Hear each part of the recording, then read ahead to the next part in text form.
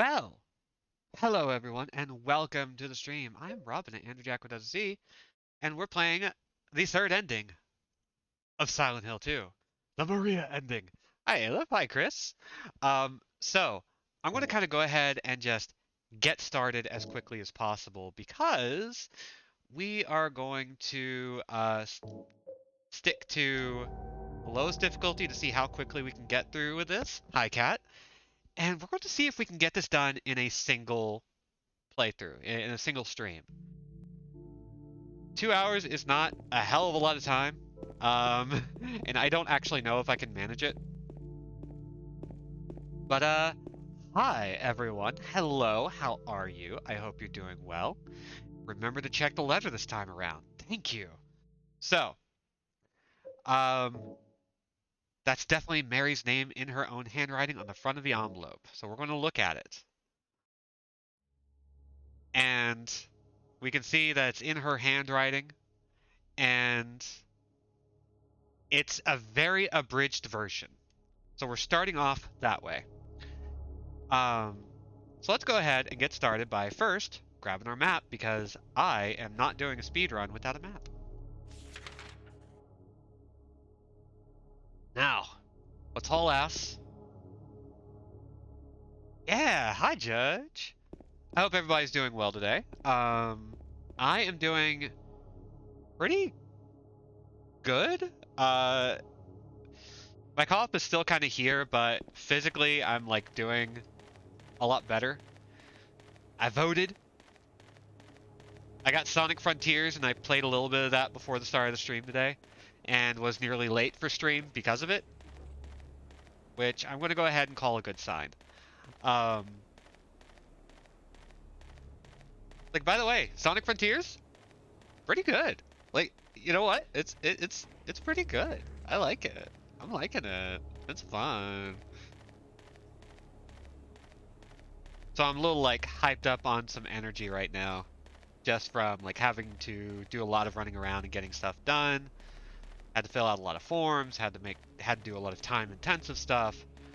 And so I'm just kind of riding the first high I've had in a good hot minute.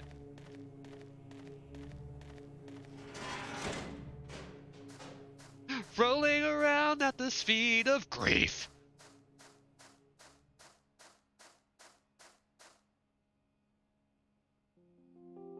Wonder if James mentally blocked off the full letter for the same reason he stopped Mary died 3 years ago.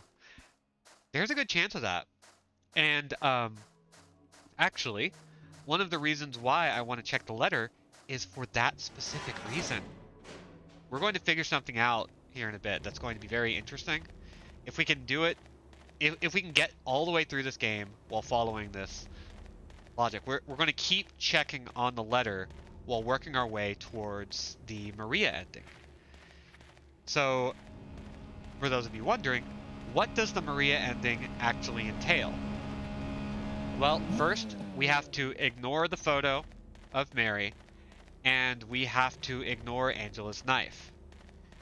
We have to skip past the conversation near the end of Mary talking about the things she's dealing with in that last hallway before the final boss. And we need to spend time with Maria. We need to check up on her multiple times. We need to make sure not to bump into her, make sure she doesn't get hit by us or a monster. And,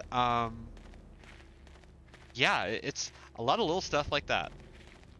In fact, let's see. I want to double check to make sure I have my bullet adjustment set. Yes! Okay. Got places to go, gotta follow my dead wife. Hi, Mom! Can't stick around, have to keep moving on.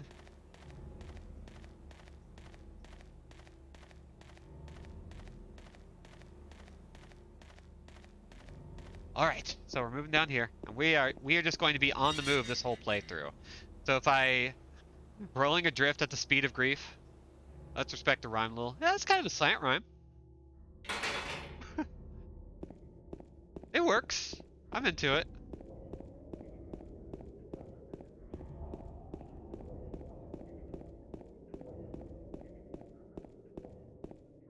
James Sunderland the Hedgehog. That definitely exists. That has to exist. Like, what's the old game? Go to DeviantArt, type in your first name, and then type the Hedgehog and see what comes up. There is a post-mortem Sonic character who is named Maria. Maria! Maria, who is probably a weeb. I don't make the rules. She is a white girl who tells Shadow sayonara.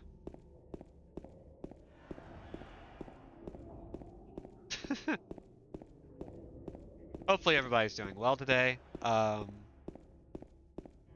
Hopefully people are playing some cool shit.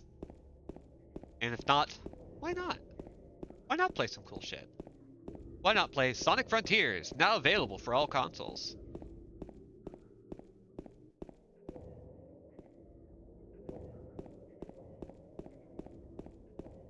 Okay, let's haul ass following the shadow. God, if only I could get rid of this cough. That is the true speed run of COVID. Oh, hell yeah. Thank you for the subscription, Chris. As a reminder, we are trying our best to get 40 subscription points by the time we're done with our last playthrough of Silent Hill 3, so that we can get Silent Hill 4 on the docket. While Silent Hill 4 is definitely a game I want to eventually play no matter what, this way we can keep all the games together and follow the mystery of Walter Sullivan, briefly mentioned in this game. Oh, hell yeah. I want Playdate to give me my Playdate. I want that. It looks like such a fun device. And I need it in my life.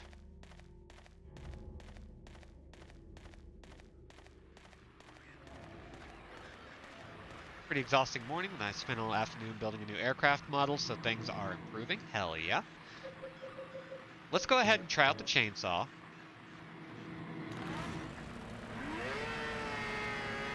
Whoa, okay. Ow. Dead? Wow, that just did it, didn't it? Okay. Let's get out of here.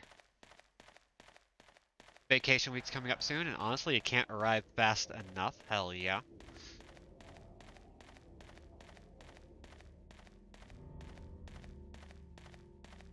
So the chainsaw is a little bit cumbersome. It takes a bit of time, but it will down an enemy. I need 2 weeks to turn my brain off and catch up on video games, you know? Hell yeah. Oh, and damn. Mom coming in clutch with 2 gift subs.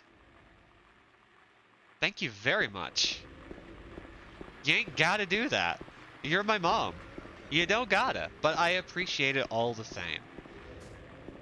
As per usual, you ain't gotta subscribe, but it's always appreciated. And it gives us an opportunity to play some really weird shit.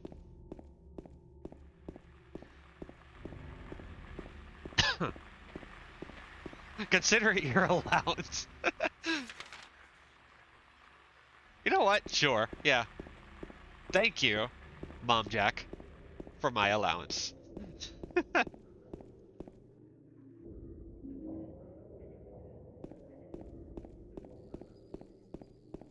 Oh, damn. And Chris coming in clutch with 5 subscriptions gifted to the community. Thank you very much. We are going to make this happen. We are going to make Silent Hill 4 happen. And just so y'all know, I'm only looking to hit 40 sub points. Not maintain, but hit. What does that mean? It means that if you can maintain your subscription, or if you're willing to gift your subscription to others, then once it hits 40, it will be honored. And Silent Hill 4 will go up on the docket. It will come up after Silent Hill 3, after, like, I think I think the benefit of Silent Hill 4 getting added means I'm going to find another one-shot to play. Just as a new surprise. We've already got one surprise game coming up in between Silent Hill 2 and 3 that I have only announced to one person. And it's going to be a lot of fun. I like the game a lot. It is going to be a lot of fun for people who really enjoy PT. It's great. So if we can get there, if we, like, we're already at 19 sub points, which is incroyable.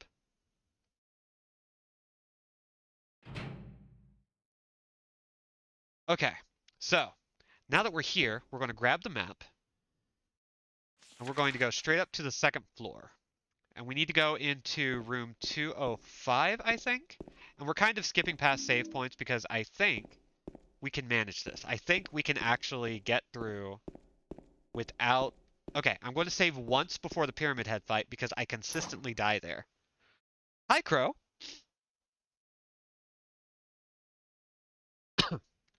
Now, of course, like, with subscriptions, you get more than just the ability to get Silent Hill 4 up on here, which is a nightmare of a game to play. It is not easy. It's very frustrating. And I like that.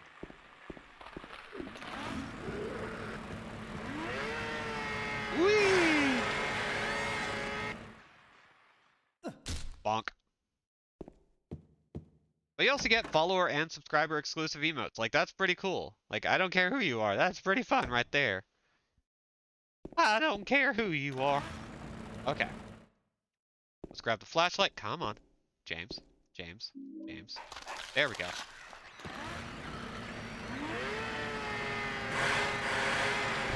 Thank you for the showcase. Yes! The Hi Debbie emote. Partially, like, largely designed by Lark.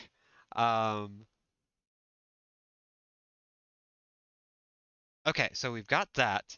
And with the flashlight, we can now go up to the third floor.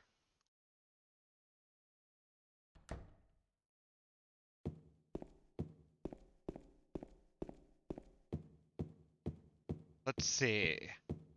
There's that, and yes. And all, like, damn near every single emote that we did came as a suggestion from the audience. Which means, like, while I designed them, they were not possible without the people in the chat. And I'm gonna be honest, like, it's still some of the best chatters I've ever seen in a Twitch channel. And I don't just say that because they're very nice to me, even though that does factor pretty heavily. I mean, I can't even lie. Like, y'all are nice to me, and that's really sweet. But it's also because y'all have been really cool to each other and have been talking and involving yourself with each other and like hanging out and all that stuff, and it's really neat and cool. Like, y'all ain't gotta, and y'all do anyway. I love y'all too. So far, we are doing a surprisingly good job. We now have the handgun, so we're going to go ahead and equip that. And we're going to head back down to the second floor. Thankfully, the doors are a bit color-coded, so we know exactly where we need to go. We're going to head downstairs, and we're going to keep an ear out.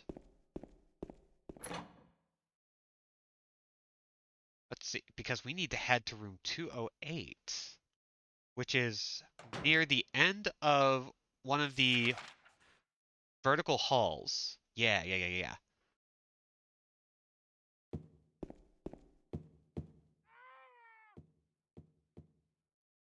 As I mentioned, we are trying to see how far we can get in a single stream. There's Red Pyramid guy, Red Pyramid thing.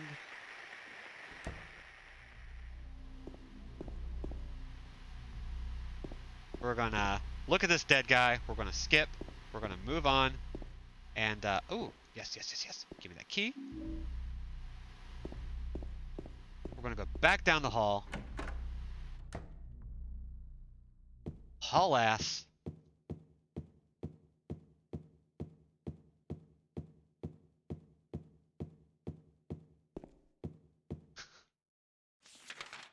What's he like? It's not important. Pyramid Man.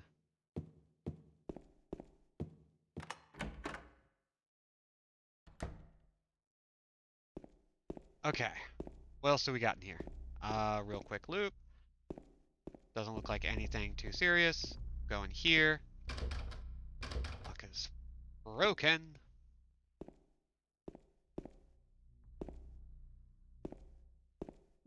Healing item. Right, here we go. Hole! Love hole. So we get the clock key and we move right back on out. And we're going to go back to room 208. Whoop, wrong way. I put it on easy just so we can like see how quickly we can get through this. I think next time we're going to bump up the difficulty for the dog ending. Which will clear out all of the base game content. Let's see. Now, if I remember correctly,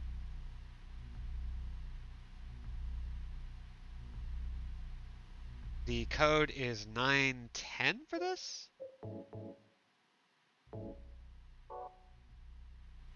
Okay, let's try this again in a proper position. Idea of an ending where James just gets a dog and treats it very well.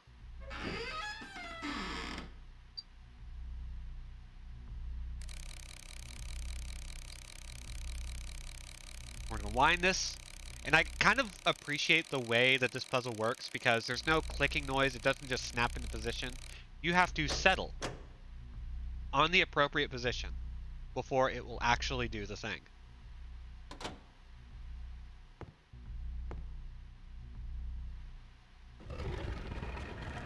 It's like a nice little way of going like, no, you have to make sure you understand the solution. I appreciate that in detective games. All right, so we are now here. James is not looking at anything in particular, so it looks like we don't have any items we got to worry about. Oh, a little health item. Let's go ahead and take a save. Gosh, we really did beat the last game in 2 hours and 27 minutes, which is a pretty good time. It could be a lot better. We could do this, right? We could totally pull this off. And we need to head to the right to enter the new stairwell. Get up to the 3rd floor.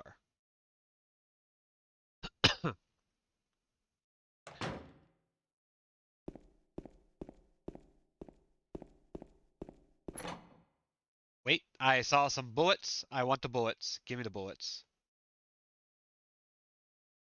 Come on. I know you're loading, but I need the bullets. James, just open up to yourself about your feelings. Okay, handgun bullets. Excellent. And we need to head to one of the rooms in here.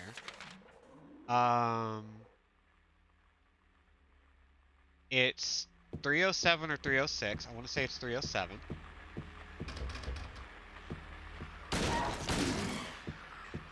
I'm gonna only pop this guy twice. There we go. And then we have the red pyramid thing cutscene. I'm trying to stick to actually calling him red pyramid thing instead of pyramid head. If that's what Ito calls him, that's what he needs to be called. But at the same time, it's like, wow. It is so hard to deprogram myself from that. Okay.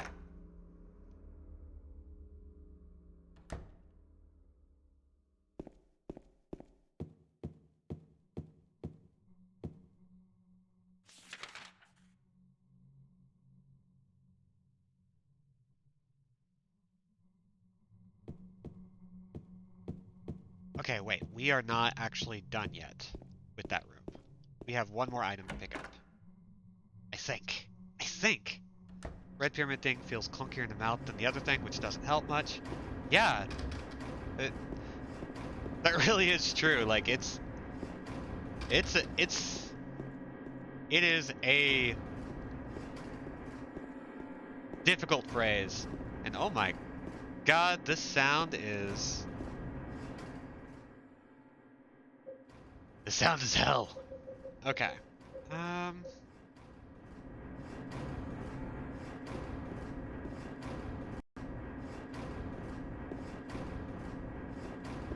Okay, I don't think I'm missing anything in here.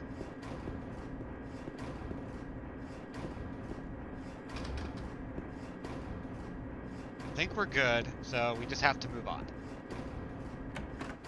Dang. Okay.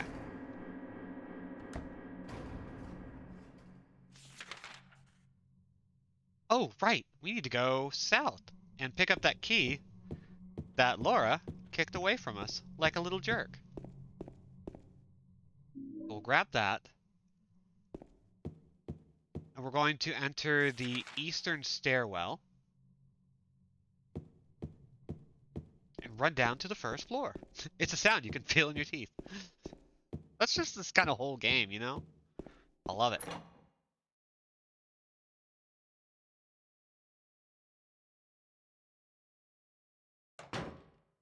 Okay. Let's rush, rush, rush. Trying my best to get better at the locomotion in this game without having to rely on switching to the 2D non-tank controls. Because the 2D non-tank controls are fine, but I'm really bad at sticking to the necessary direction I need. So it's going to cause us a lot more problems. So let's head out, and we are going to move to the west, where we are going to enter into the lobby once again from the direction, or from the opening that we started from. Keep an eye on that alley because we are going to go up to the second floor.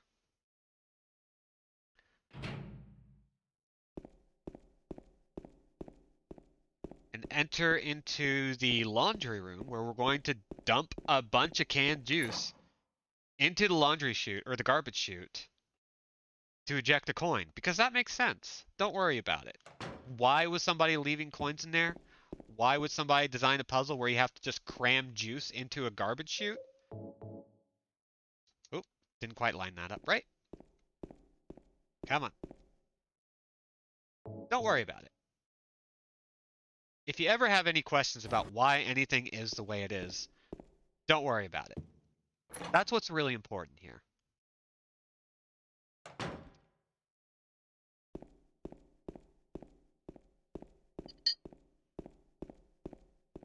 Okay, so we are out the door. We are heading into that little alleyway. Ooh.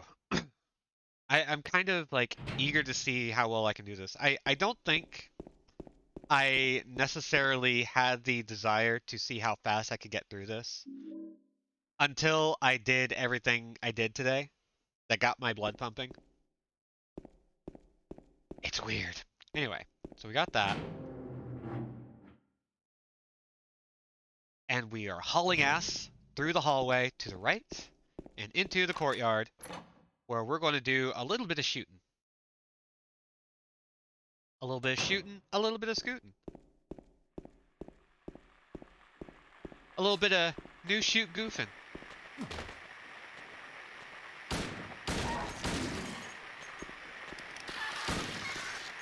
You stop that.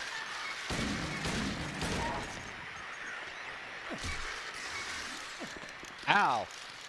Rude. Bonk. Okay, we got a key. And we're gonna just leave. That guy is just gonna be like that. And we're just gonna let him.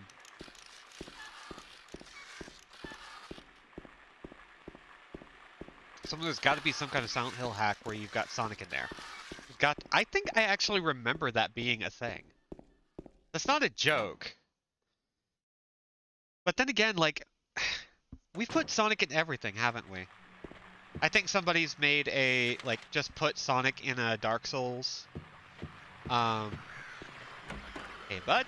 Just scooting by you real quick. Don't worry about it. And then we are going to see a good Barfy boy. Eddie is here, and he is losing his lunch.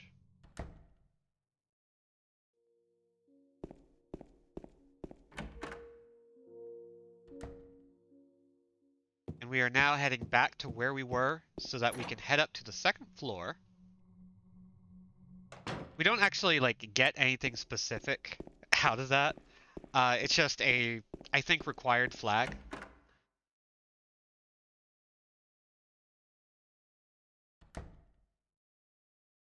We're going to head up to the second floor where we are going to cross over into the Blue Creek apartments, which are right next door. Want to take a guess? I think we need to head due west. Yes, we do. At the very least, there are a few fanfics and a YouTube video with audio I did not care for. That makes sense.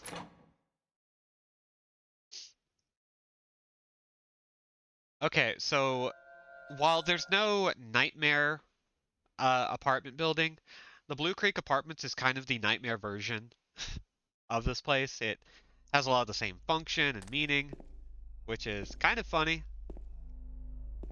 We're just gonna... Ooh, is there anything in here? No. No, wait, yes. We've got a toilet.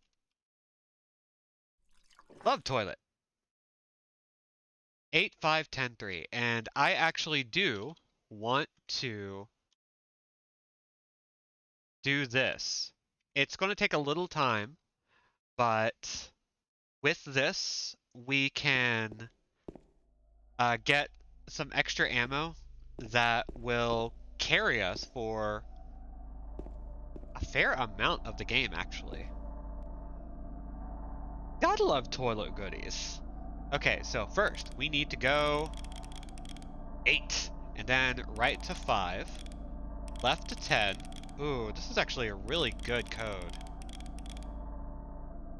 Everything is right next to each other. We don't have to go all the way around. And yeah, we're good. Excellent.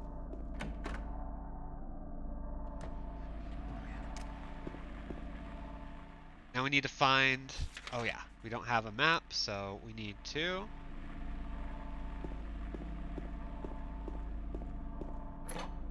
Yes, stairwell.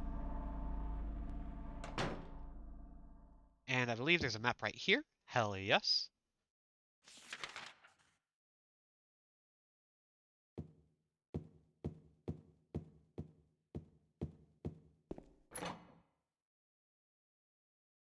Then we need to go meet Angela.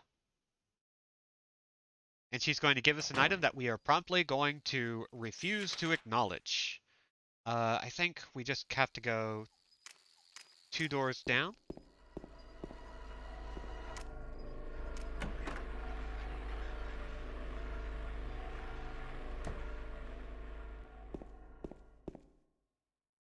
Let's grab this, handgun bullets, go into this room. We'll see a cutscene where Angela is being very sad. And honestly, like, she has every right to be. She's got her own things going on. Let's see. Take a look at a photo. Love toilet goodies. Anyway, I just keep looking back and seeing toilet goodies and being very happy.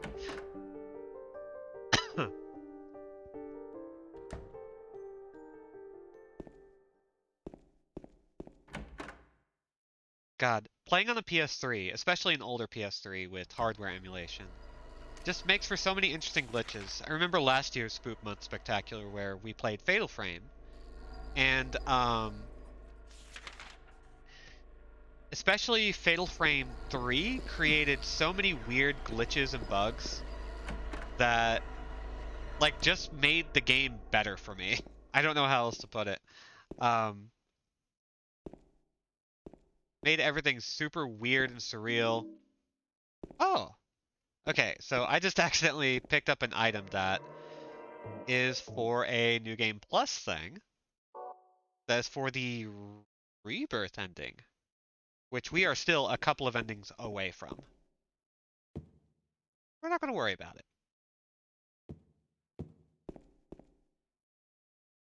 Okay, now we've done this one before. Just thinking like James is an integral part of the Silent Hill experience. So, because we're on easy mode, we get to just pop in the old man key to the left. And this is the same solution as last time. I think we're going to be a little bit slower on our next playthrough, just so we can kind of enjoy some of the other puzzles. Because I personally really enjoy trying to show people as much content as possible without necessarily going too ham on everything. And I think the dog ending is worth just kind of milking a little bit. Doot. And that opens that up. And we get the Linehouse key. Now we get to head up to the second floor once again. And I think, yeah, we just go across. Ow. Ow. Rude. Just a little bug. It's a little guy.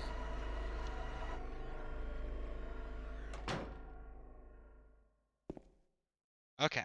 Now we are scooting as best we can. Here. We're going to head into... See, both apartments have a room 208 that is integral to getting through. But the difference here is that 208 is our eventual goal in these apartments. Because it has all the stuff we need. Let's check real quick. I want to make sure I don't miss any healing items. Nope, we're good. I'm going to go here, run across, grab some bullets, get the apartment stairway key, save.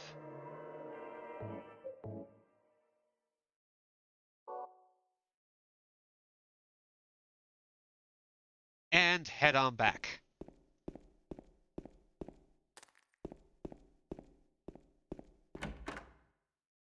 Let's see, I think I need to head left. Head all the way. And it's time for the Red Pyramid thing fight. And I would love if just once I didn't get screwed over and get hit by the one attack that kills me.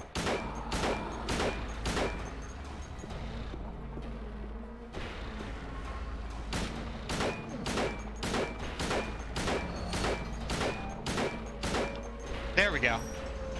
So now that the siren is going off, we can just sit back and let it happen. And we're going to watch James just look at Pyramid Head walking away.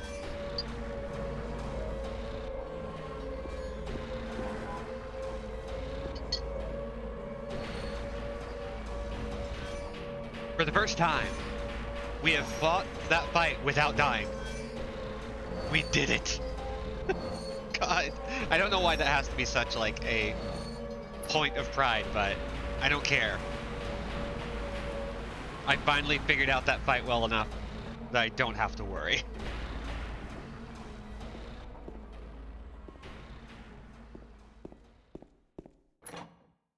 It remains so strange for this to happen so freaking quick. Yeah, like, the first time I did that, that was like, I wound up getting killed like 3 or 4 times minimum.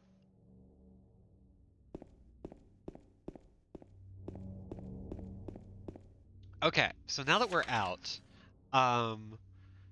we can rush up to Rosewater Park where we are going to begin all of the qualifications that give us the Maria ending. the Maria ending, as I mentioned, we gotta hang out with her. Cat girl, okay. Let's see. Which one was that? Yes. Glad I remember the numbers. I don't think I'm ever going to let this one go. It's always going to be expensive, but I love it.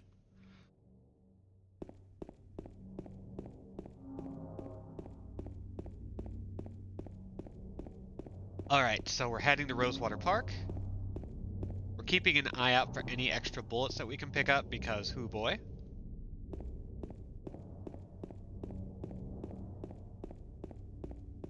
We don't ever need a lot, but the more we get, the more our future is safeguarded. Time to tart it up, that's true. I gotta look my best, because she is looking, dare I say, fine. Now, for this part, we are actually going to go very slow and stay near without actually bumping into her. And we are only going to head directly to our goal. We're going to take out some enemies along the way, because we need to spend about 10 minutes walking around with her. Which is kind of silly. But if we do this little time-consuming thing, it's going to give us... Oh, hi AJ, good to see ya. It's going to give us everything we need for the Maria ending. I'm actually like really fascinated by the way they decided to handle the endings in this game. There's a kind of subtle point system where each ending has different things you can do to push it in a certain direction. And anytime you beat the game will automatically give you points for the other endings that you have not yet gotten. So basically that means that if you are trying to get a specific ending, the game, it wants you to have those other endings. So it's constantly nudging you towards everything that you need. It's really cool. Boop. So if you ever end up playing this game for yourself and you're worried about like fulfilling these like kind of obscure requirements, guess what? It's not that big a deal. Like the game wants you to have them and will constantly nudge you in the right direction.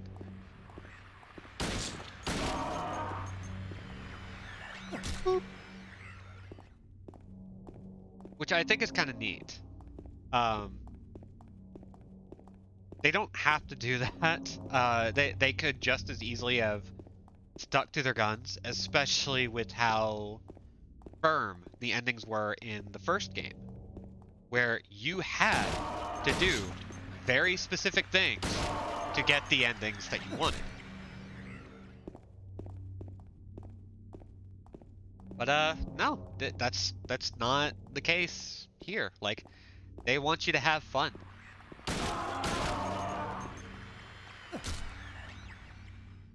They want you to have everything.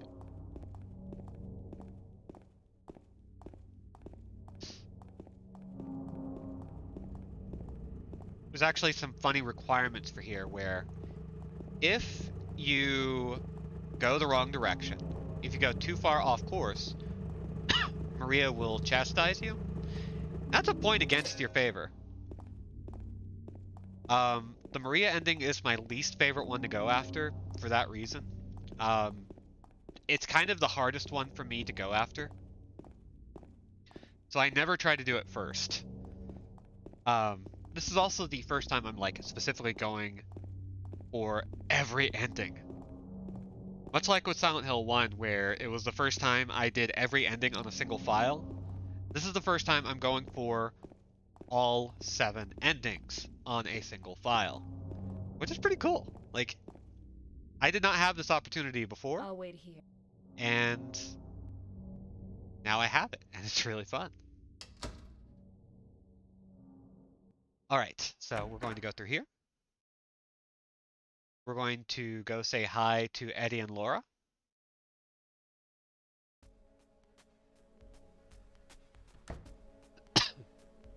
you find the lady you're looking for? What's her name? Mary?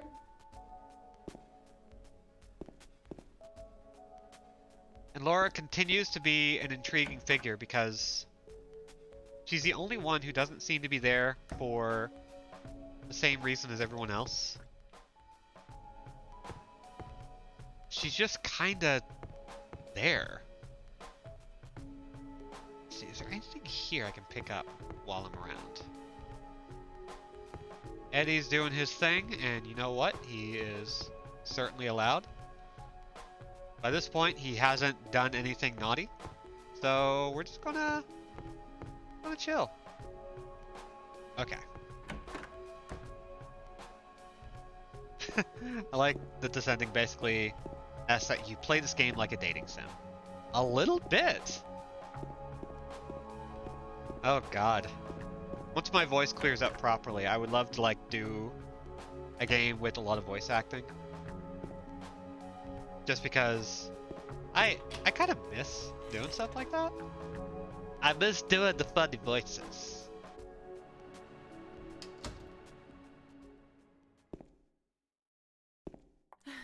There you are.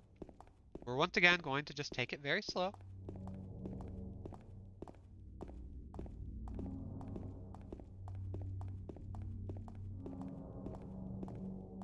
Just walk along carefully. We're going to do our best to go exactly where we need to go and nowhere else. Because we don't want Maria to get onto us. We really don't. It'll probably be fine. I bet you anything that as long as we don't tip the ending point system in any other direction, we'll probably wind up with the Maria ending regardless of what we do. And I don't know if that's for certain. But I'm going to just hold out hope. Because the Maria ending actually has a different final boss, so we'll know pretty quickly whether or not we have messed up or whether we have succeeded.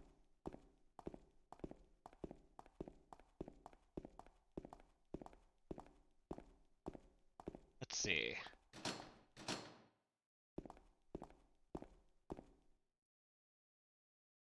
Oh, don't bump into her. Don't you do it, James. Remember the last person you bumped into? Your wife? With the pillow? That's not fair. You didn't mean to. You're still a bad person for doing it, but you didn't mean to. Except you totally did and you admitted to doing it. And that makes you bad. And there's no nuance here.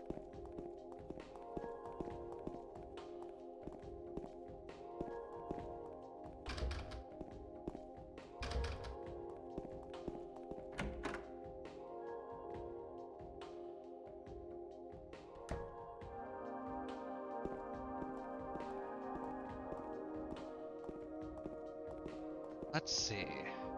Anything else in here? I don't think so. We'll just bump it in here. Bumped into your wife with a pillow sounds so innocent without context. Yeah, that's all that happened. That's all that happened. It's fine. Don't even worry about it.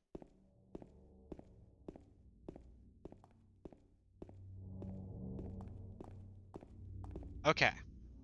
Surprise pillow glomp. Oh my god. How terrible can we be about everything? Very, it turns out.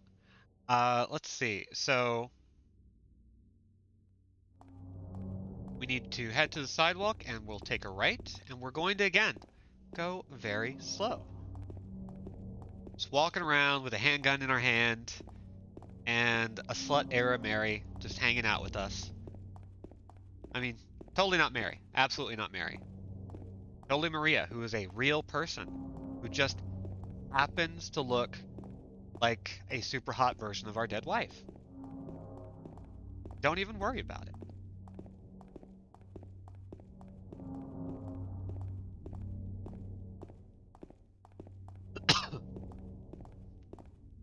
Okay, so in just a second we'll see Laura popping into the hospital.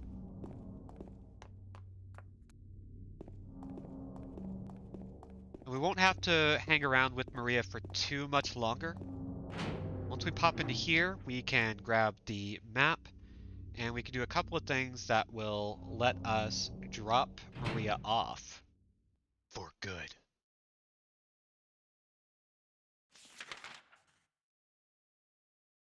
Alright, so we've got that.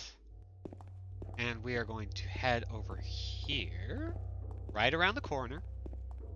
I can't believe it's not Mary. Oh wait, that's not the door we need. Excuse me. We actually do need to go into this front door.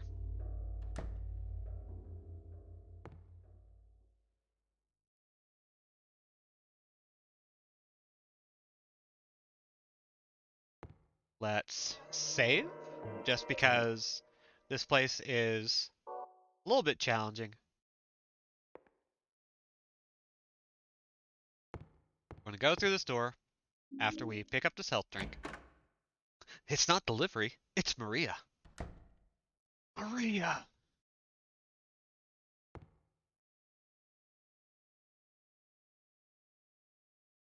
Then we grab the purple bull key. We turn around. Going to get back through everything, where we are then going to go up the stairwell to the second floor.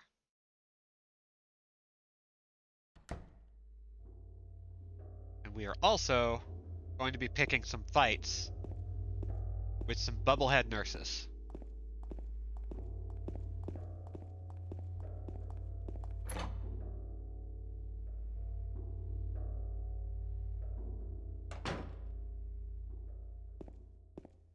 One of the funny things about about Silent Hill is the way that monsters tend to get reinterpreted based on the main character. And one of the reasons that people immediately knew that something was up with the Western-made Silent Hills, because when Silent Hill Homecoming came out, which was the first non-Team Silent Hill, they reused Pyramid Head, which a lot of people very rightly claimed was very frustrating to experience. They also saw that, like, a lot of these nurses were super sexy. Again, in fact, sexier, which is really weird. And that might seem like a weird thing to just kind of state out of the blue. But if you'll remember in the first game, the nurses were largely pretty tame. They looked like nurses with weird growths on their backs. And then in Silent Hill 2, suddenly, they've got short skirts, they got boobas, they've got all of the things that cosplayers have been having a lot of fun with for years now.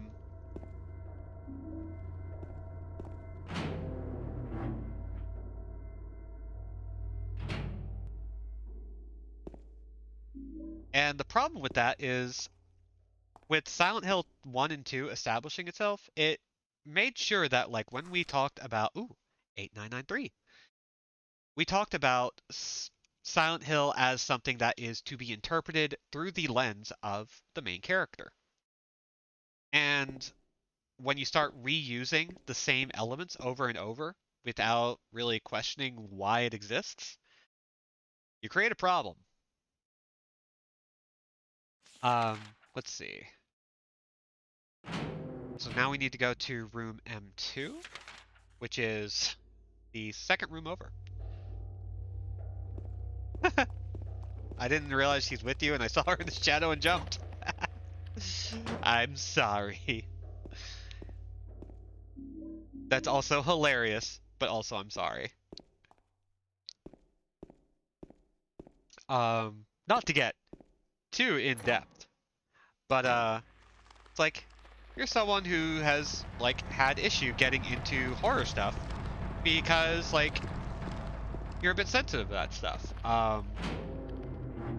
Not something you can necessarily play, and, like, you spook easy, which is something that I actually, like, really resonate with, because I get scared by people saying hello when I don't expect it. Hey, Bob. Good to see ya. So, when... Let's see. I need to go into... no, I just need to go right over here, actually. So, like, the jumpiness is something that, like, resonates with me really hard. So this code is actually the same on easy and normal all the time. They got James's sexual frustration all over them. What do Eddie or Angela see? What does everybody else see? Considering they put police tape up around the thing you killed with the plank. Who knows? We'll never know. Anyway, so we need to head to room S3 to drop Maria off because she is going to take a little nap.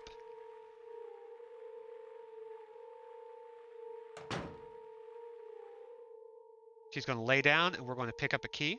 We're going to check on her. I'll be okay soon. Did you find Laura? We're going to grab this. We're going to exit and re-enter.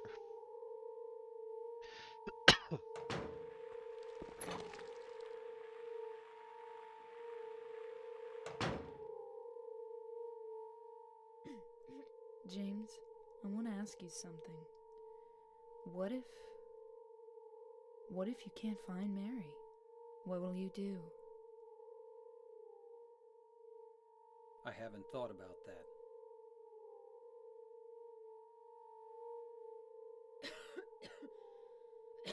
I believe this is the same I'll be conversation as okay soon. before?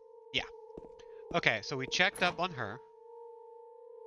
So we have done what we need to do there.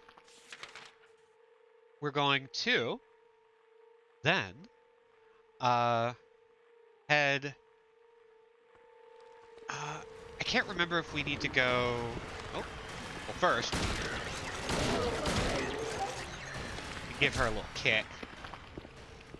Okay, so I'm starting to think about, like... like, Crow is bringing up some really fun points that, for a lot of Silent Hill fans, is just a fun thing to think about. What if you could actually see what the other characters see a little bit more permanently? We see a little bit of that with Angela near the end of the game, where the whole place is covered in fire.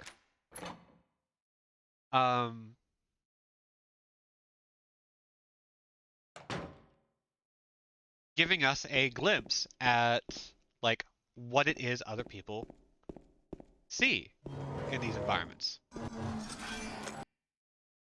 So there's Pyramid Head, he scares us, we fall down, we go boom, we get up, we turn around, we hop into this room right here.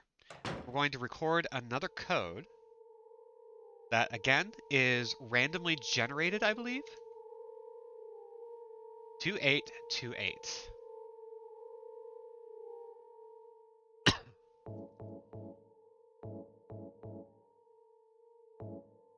We're just going to go ahead and heal ourselves to max. We don't want to be below 50% health. The longer we stay in poor health, the worse, the less chance we have of getting the ending we want.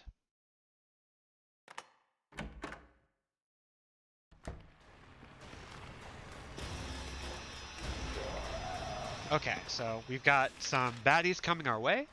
I think we need to go all the way to the end of the hall in the patient wing.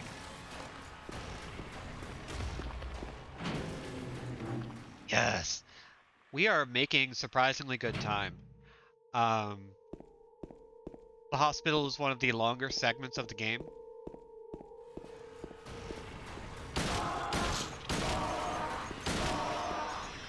Has anyone wondered how the monsters see you? Hey Mara, good to see you. Okay, so we've got multiple codes.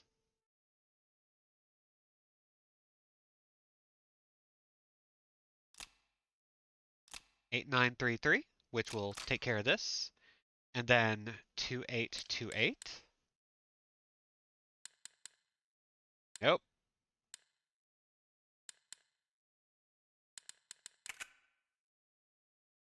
We're going to back out, and then we are going to plug in the Lapis Eye key and the Purple Bull key.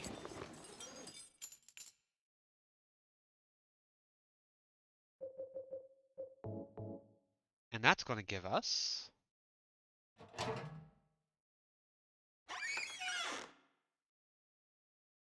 some hair. Gotta love hair. Okay, so now that we've done that, we're going to head to the shower room, which I think is near the elevator. Yes, okay. So we're going to pass the little gap in the wall that leads to the elevator and the stairwell, and then turn right in on here. I'm going to go up to here, and we are going to combine.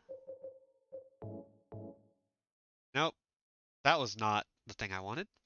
All the monsters in their personal hell with James as a recurring red pyramid thing. Yeah, I mean, I think that's... I'm pretty sure that theory has been floated before. I don't personally buy into it, but it's something that's really fun to think about. Let's see. We need to go into the elevator.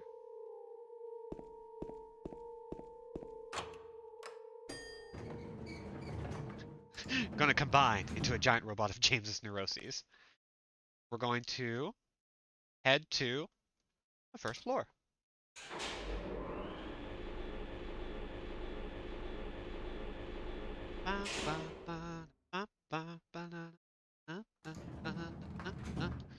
Anyway, so we now need to go to the third door on the right. 1, 2, 3.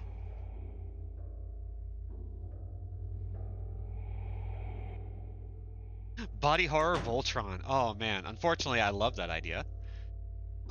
There's Laura, and she's going to lead us to the second boss fight of the game. Versus Flesh Lips. I love my lips.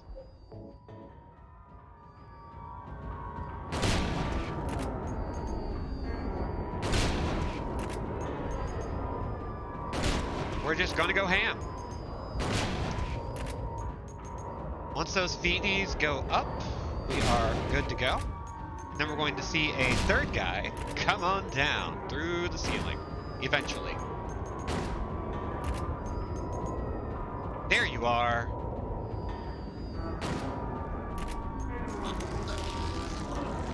You stop that. There's probably a bunch of vaginas on it somewhere. Alright, so that's that boss fight done. Nothing too wild considering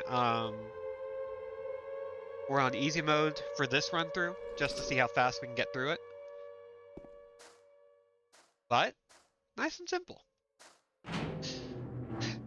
Bunch of vaginas on it somewhere with teeth. Yeah, sounds about right. Okay, so we're going to switch back to our handgun. We have so many bullets. Okay. And we need to head back through the hospital proper, and we need to go up to the second floor via the elevator.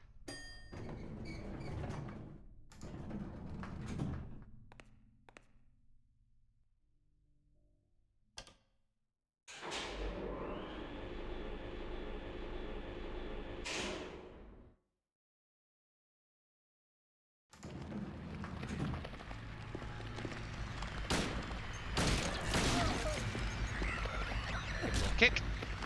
I forget which room Maria was in.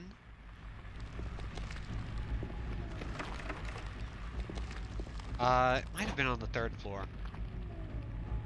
But I do want to see if I can find where we stashed her.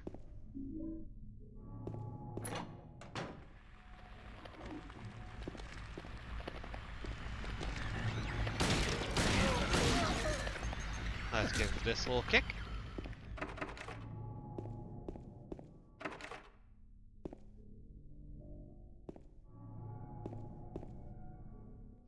we can actually do that in a second. Instead, we're going to go to the last room in this hallway.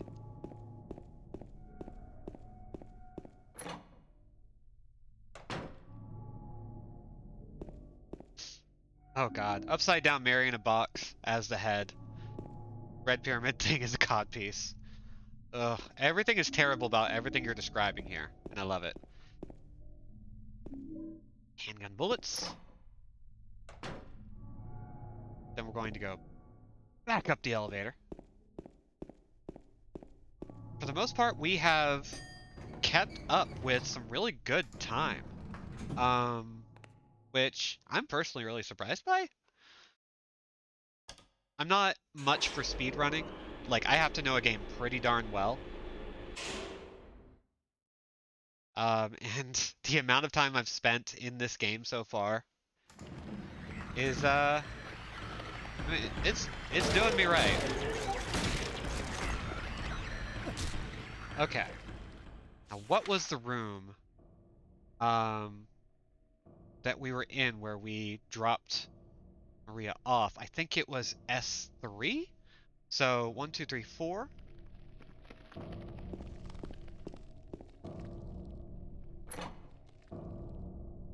And the reason why we're doing this is because, again, this is another little thing we can do. Empty bottles here. Is this what Maria was taking? Is Maria sick now too? So we just want to do that. We just want to, like, do that little thing where we try to check up on Maria in the Nightmare Hospital.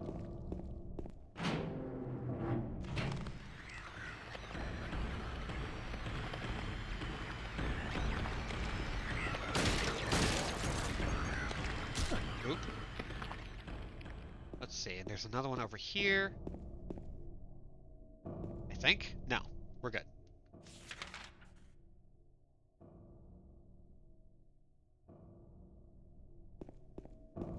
Okay, we actually want to go to the stairwell and go all the way down, actually. Yes, yes. I mean, conveniently, those little mannequin guys can be 2 sets of arms at once. Oh. Apropos, if not appropriate. Yeah, we're kind of just, like, designing a monster here that cannot be killed and should not exist. I love that for us.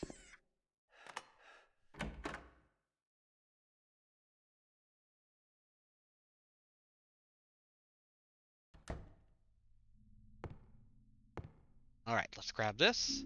And once we push this shelf, Maria's going to come back. Jane. See? Told you. Does that mean it's got to have Abstract Daddy's legs? Yes, it does. It absolutely means that.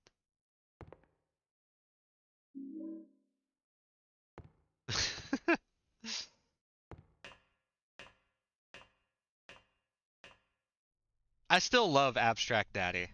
Like, it is such a terrible, terrible idea for a boss. And I mean that in the best way. Like, it's very good. But also, absolutely horrifying. Somebody write this down the next time there's a request draw stream. Oh boy, when they come back, that is going to be kind of a nightmare. Okay, what floor is this? We're on floor 3. That's where we need to be.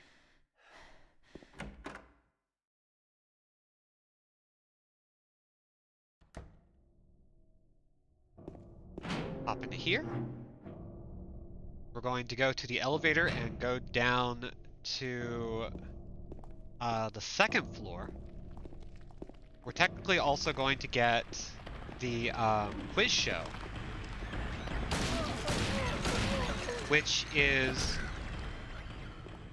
has the same answers every time. So we don't ever have to worry about, like, changing difficulty and then having to figure out how to solve the puzzle. It's fine. I still love that there is a frickin' quiz show in the middle of this game.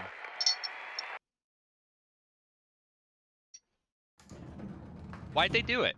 I don't know. It's terrifying. It's terrible. All right. And now we're going to gently walk with Maria because we want to spend as much time with her as we can while also beelining towards our goal.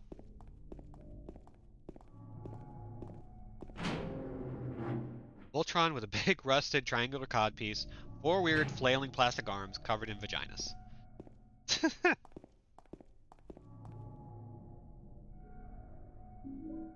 Then we get the lead ring, and we head on out. We're going to go back up to the elevator.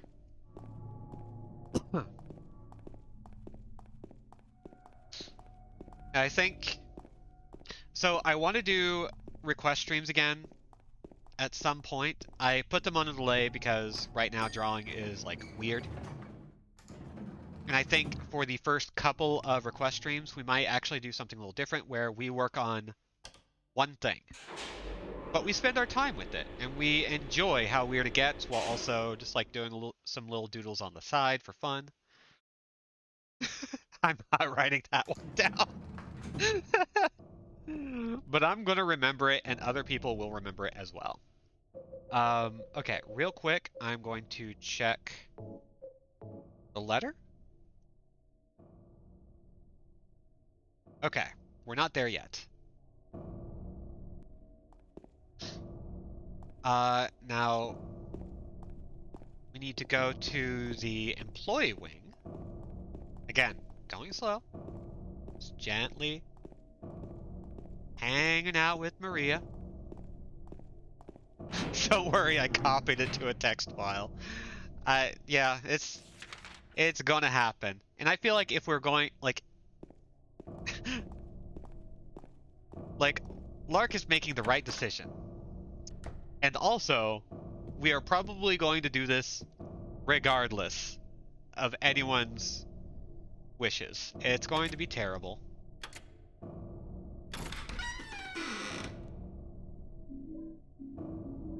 Shotgun shells! Excuse me, Maria. Hey, could you hand me those? Like, okay, fine. You're not helping. Whatever. Ace Combat 7 is on sale on Steam right now, and your life will be significantly improved by playing it. It's a really good game. I mean, it's also an Ace Combat game, which have been very good. Like, I'm not gonna lie. Judge has been playing every single Ace Combat game he can get his hands on for the past couple months, I think.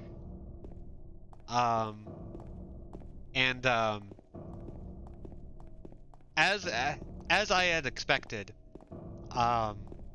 the quality mark for those games remains fairly high for the most part. So if you've never played an Ace Combat game, I would strongly recommend at least giving some of them a shot. They play out less like the military propaganda you would think they would. Very good. Alright, so we've done that. And we are going to gently walk our way down. However,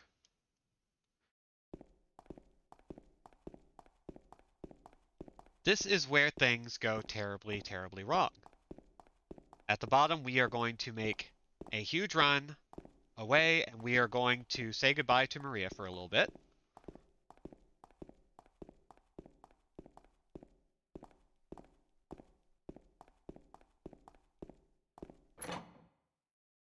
We're going to hold the up button on the D-pad and just run.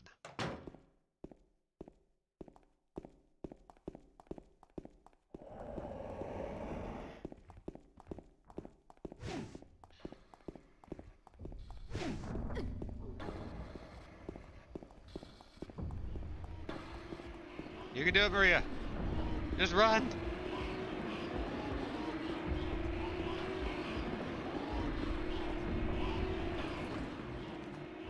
Then James is very sad. He sits and sulks about it.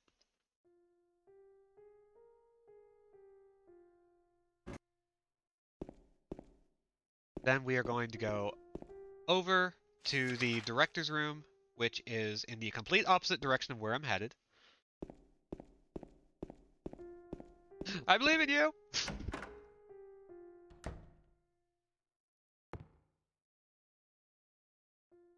Then we're going to get the note about the wrench.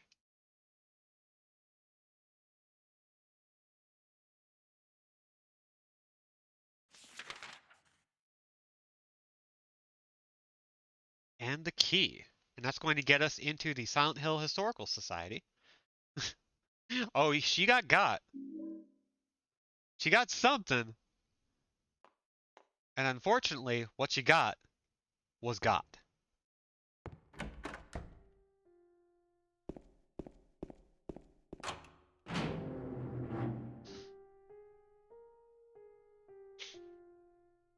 Okay, so we're going to go right, left, right, left.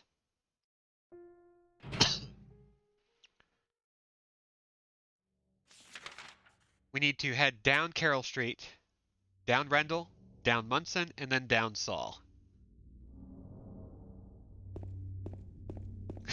Red Pyramid thing switches from the great knife to spear, and it's like Rock Lee taking off the weights.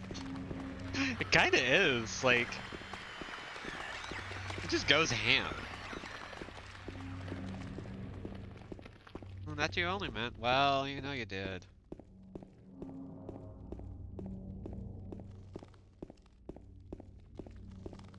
Okay, so we're keeping an eye out for any items that might pop up along the way, but for the most part, we're just hauling ass. Again, we're making really good time.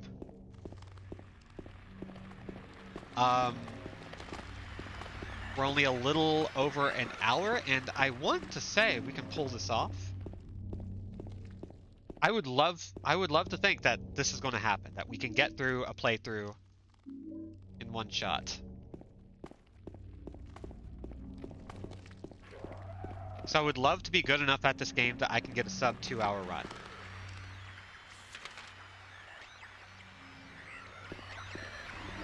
Oh god, SCDQ stream where somebody did an SH2 speedrun of James carrying the great knife around for the entire game. That's insane! I love that.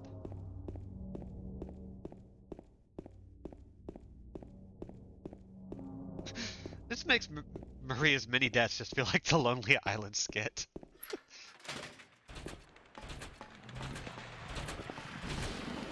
We're just gonna run right over these guys. We're not gonna... Not gonna bother. Just ignore them. They got their own stuff going on. They don't need us. They don't need us getting involved. You know? Oh, accidentally pressed X. James got trigger happy. Trigger happy every day. Trigger happy every day.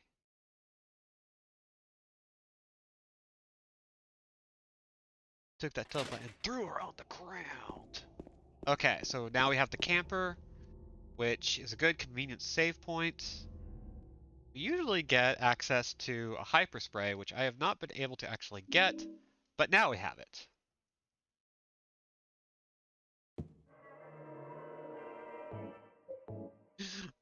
Watch it. Watch it. Watch it. Boom, boom, boom. Boom, boom, boom, boom. I want you in my room. Okay, so we've got the hyper spray now.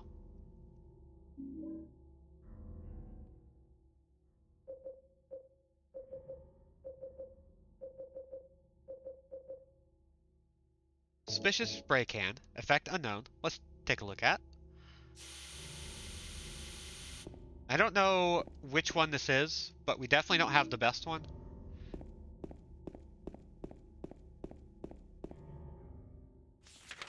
So now that we've done that, we can go up Neely Street, over to Sanders, and up Lindsay Street. Let's see which one this is. Okay, it mostly just stuns enemies, which is fine. I'm actually fine with that. Hey, let's grab that. Because, like, if we don't have to kill, if we can just give them a little spritz and move on, then you know what? That's great.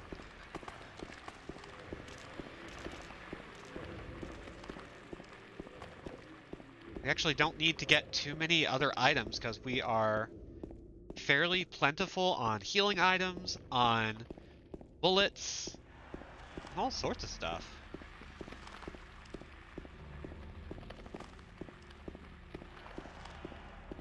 Like, we are genuinely doing okay. Got a wrench. We're going to take a look at this letter, but we don't really need to worry about this too much.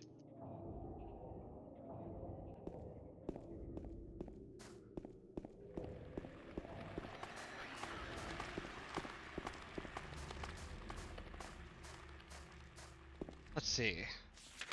I think I just go down Cat Street. Maybe up Neely? I forget. Wait, where's Cats?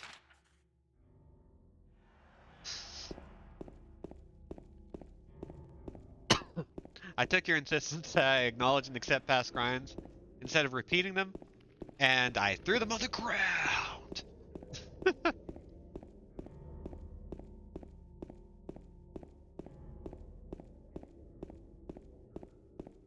Seems like Nebraska isn't gonna have a governor named Blood. Aw, damn. Sorry. That would be very cool. Alright, so we should be just about at the end of this road. Come on, let's see it. Let's see it happen. Let's see that wall. Give me the wall.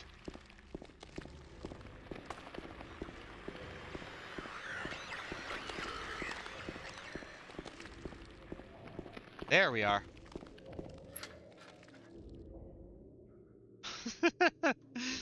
Chat is having a good time right now. I really appreciate that.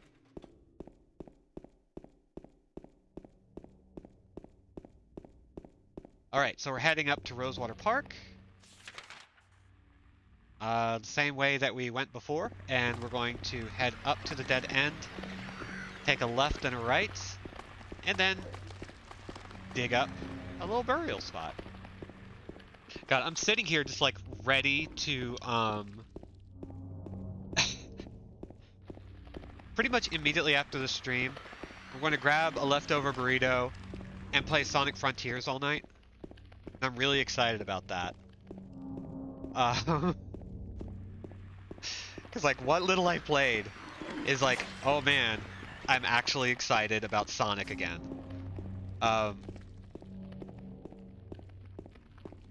And so I'm just kind of vibing with like this little kind of mini speed run that we're doing. Let's see. I think we don't have to worry too much about where to go here. We just keep going, turn in around here. I just want to roll around at the speed of sound. Got places to go, gotta follow my rainbow. Can't stick around, gotta keep moving on. Guess what lies ahead? Only one way to find out. Must keep on moving ahead. No time for guess and follow my plan instead. Trust in me what you can see. Take my lead, I'll set you free. Follow me, set me free. Trust me and we can escape from the city. I'll make it through. Prove it to you. Follow me.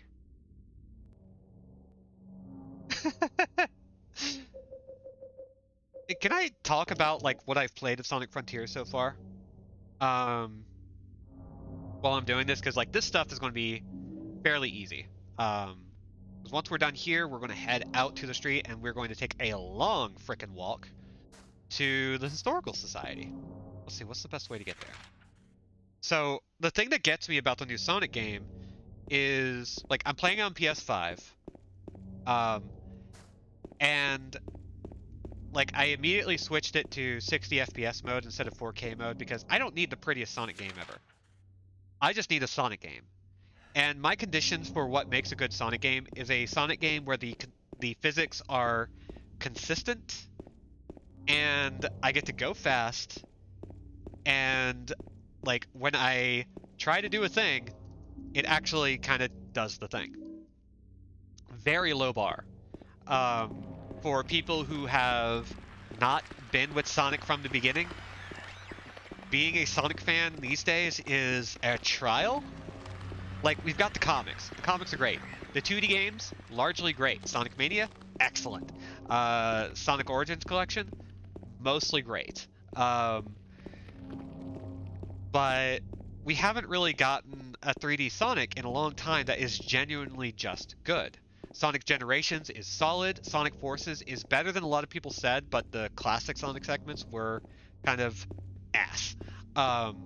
Sonic Colors Remastered is terrible. Don't play it. I think I've been on record as saying that Sonic Colors is overhyped. It's not. It was not a return to anything. It is a mostly good Sonic that when it starts to not be good, it's terrible. I say this playing it multiple times because I'm a Sonic fan. And I am somebody who will sit down and play Sonic Adventure 1 and 2, play it all the way through in a single sitting just because I can. Sonic Frontiers does not waste time in throwing you into a classic-ass Sonic level and then letting you enjoy a Sonic game where you just get plugged into this open world. And the thing about it, yeah, it's Sonic Colors is fine. I have issues with it, and I do not besmirch anyone who really enjoys Colors. Yeah, the writing is really bad in Colors. But it's also a very Saturday morning cartoon thing, so I have to let go of certain expectations about it. Sonic Frontiers, however, isn't trying to be Sonic Adventure. It's not trying to be like a specific brand of Sonic. It's just kind of its own thing while still feeling like a Sonic game. And it drops you into a world pretty quickly and lets you just roam and try stuff out. And it is so ready to tell you, hey, no, here's the game. Play the fucking game. Here's the game. We're going to keep giving you game stuff just to do and have fun with. And like the classic segments are pretty short, so that when you beat it and you see your rankings at the end, it's really easy to just like retry, because they actually feel like levels that you want to speedrun. And then the open world is like, once you get used to the controls, once you understand how it wants you to play, it just feels good. Like, I don't know how else to put it. It doesn't necessarily feel fantastic. It's a Sonic game. But it works. Like, that's the thing that's blowing my mind, is that it just plain works. And as long as you go into it thinking, okay, this is a Sonic game that is doing its own unique thing, suddenly it's like, oh, this works. This just plain works. It's Fantastic Four, a Sonic game. And it's honestly just pretty solid as just its own regular thing. Like, it just kinda... It fucks. It is a Sonic game that fucks, and I was not anticipating that. Okay, so now that I am in the Historical Society, I need to focus. So, now that we've gone through this long descending hallway, we are going to... Let's get past here.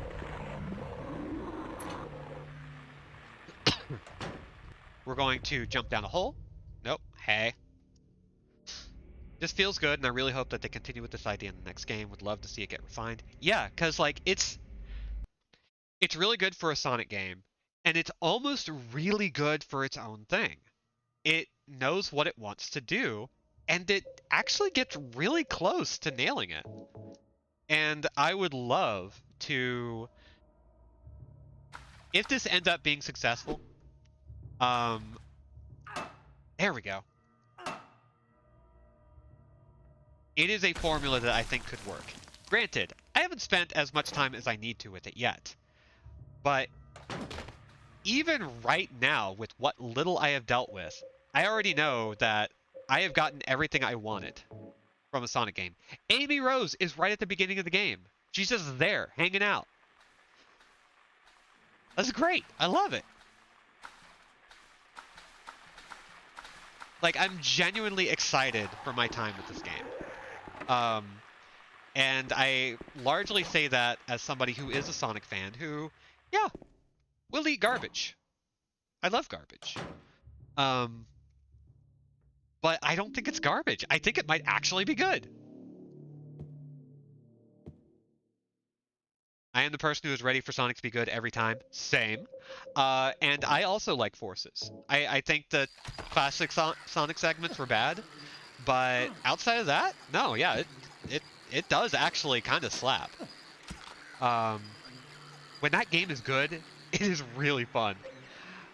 Okay, so now we've got this very annoying puzzle in which we need to... come on. No, stop! Oh my god, just let me... No, stop. James. I just want you to touch the keypad. There we go. Okay, 2, 5, 4. Nope. Yeah. The thing about Sonic Team that I always have to remind people of is that Sega does not respect them. I don't say this to be mean. Sega doesn't really care for Sonic to succeed because they already know that people will buy it, which is fine. It's true. I will buy every Sonic game. There we go.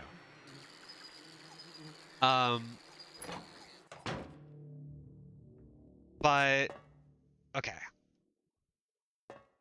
We need 2. No, that's not what I need. Thank you, AJ, for the sub. There we go. Actually, I want to play Sonic Forces again. I'm not gonna lie. I want to create a new character. One day we'll do like a big Sonic series run through just for the hell of it. Oh god, we're at the prison now. Shit. Okay.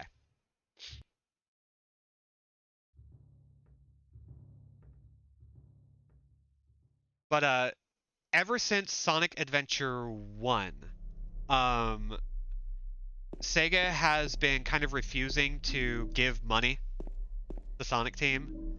They cut their staff by quite a bit, and after Sonic Adventure 2, the staff for Sonic Team was cut down to about 11 people for Sonic Heroes, and they've very slowly been building up their crew again. And it sucks that, like, they've had to, like, kind of languish in this kind of low-budget hell.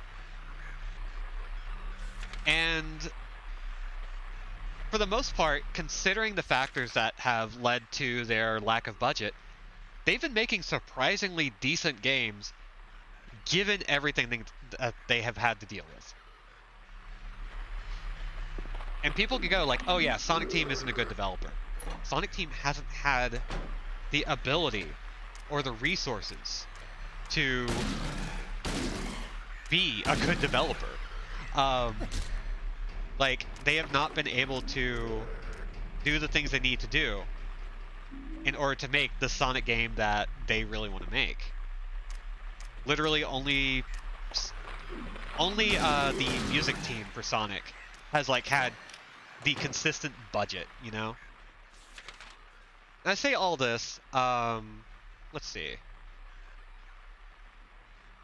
I say all this while also acknowledging that, like, you can acknowledge the lack of budget. You can acknowledge the lack of effort from Sega to, you know, make these games happen. And also go, you know what, Sonic games just haven't been particularly great on a consistent level. And you would be right. Okay, we've got the wax doll, so we're going to move out to the east.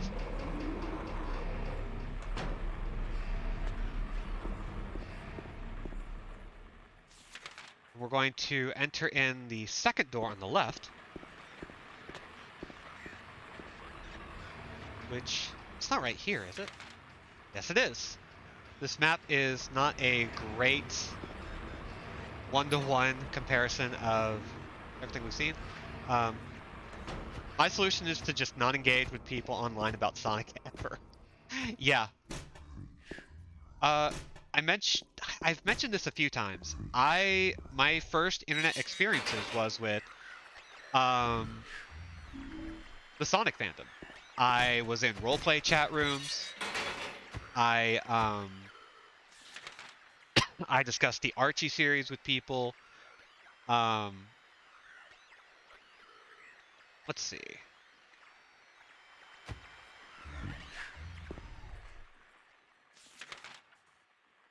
And like a lot of what I've dealt with, Sonic fans, especially strangers who are Sonic fans, are some of the most ridiculous collective of people. The opinions run a very nasty gamut. Like if you go onto the Sonic message boards on GameFAQs, you would be amazed that anyone likes Sonic, and that's kind of been my experience for the longest time. I'm the one. Oh, the fact that anyone turned you towards Ken Penders. Very sorry.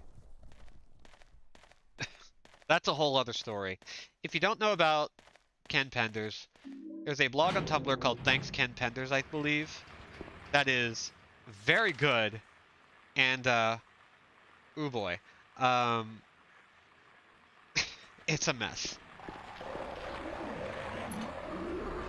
Man, now I'm sitting here thinking about Sonic. Is anybody interested in, like, a Sonic series retrospective playthrough? I know that, my Sonic Forces OC is my Twitch avatar. That's right, I remember that! Yes, that's true. That's really cool. Like, I really like Sonic games, as bad as they get. If I end up playing them, they're going to be... You're going to see me at my most frustrated every time I reach the last level of anything. But I also just really like Sonic. So there might be a reason to just kind of sit there and play a whole bunch of Sonic games, have Ryan come in whenever he feels like to hang out and play Sonic games with me. Be very good. It's on hold for the moment pending the release of the blogger's forthcoming RPG, Super Lesbian Animal RPG. Oh my god. That's I remember that. Oh man. Okay, so we've got the lighter. Um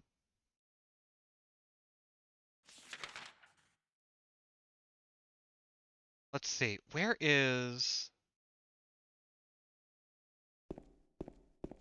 Right. This should be the warden's office.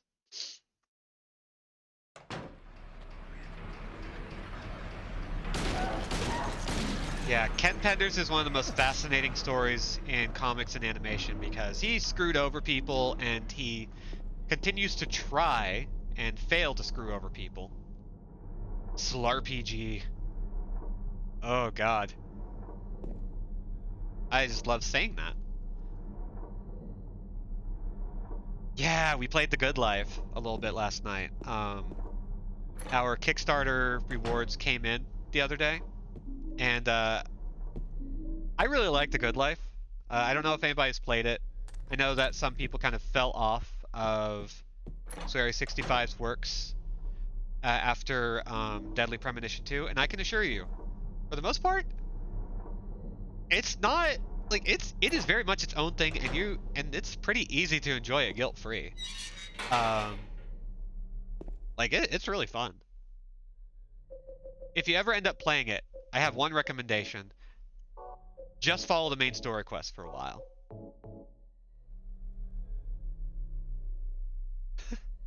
Yeah, Deadly Premonition 2. It was lesbians, comma. It was you saying, I do like lesbians, comma.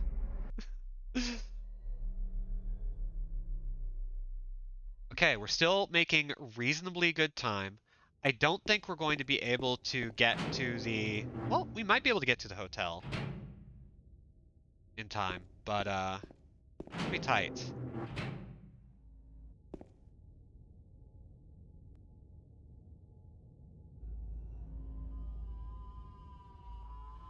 Deadly Premonition 2 is a beast.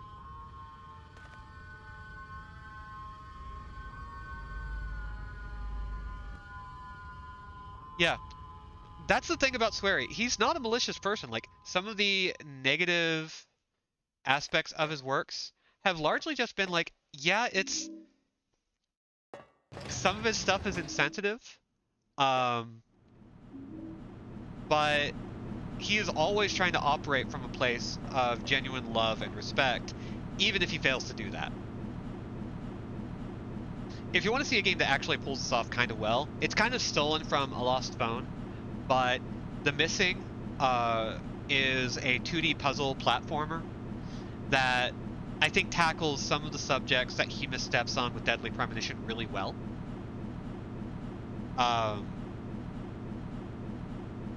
And when I think about, like, okay, is Swery65 like a transphobe? Is he actually malicious? After having played that game, he is just a guy who knows how to capture lightning in a bottle, but it's often haphazardly. And The Missing is really fucking good. Really fucking good. Like, genuinely. And the success of that game was enough for me to go like, okay, I know you're not a bad person. I know you're not trying to be a dick. I know you're not trying to say something really negative. You're just somebody who, like Mara said, needs consultants. And that's perfectly fine. Like, I'm genuinely okay with that. Okay, so we're at the labyrinth.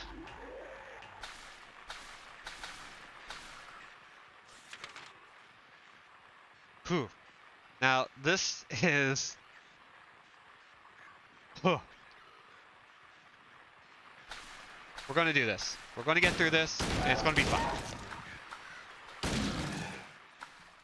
Yeah, it's weird because, like, The Good Life is all about, like, UK ephemera, and it's done with such an attention to detail that, like, I have a hard time believing that he is somebody who can fuck up that easily, right?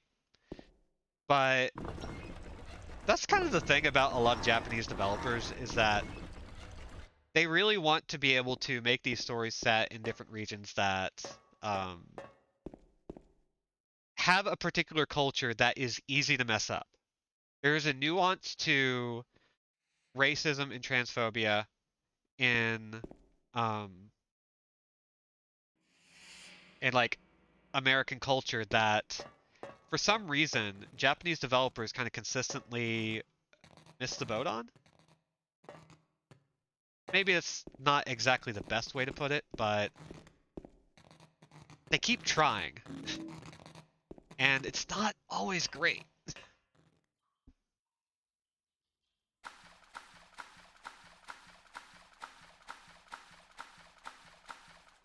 Yeah, Deadly Premonition 2 is just kind of a weird, misshapen game.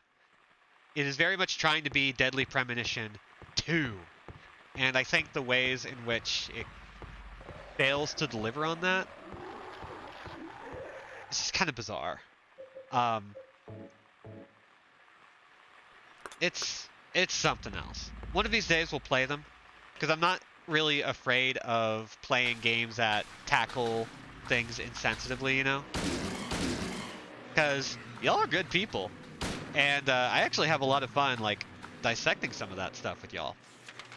Okay, so we need to go up here. We need to head to the right.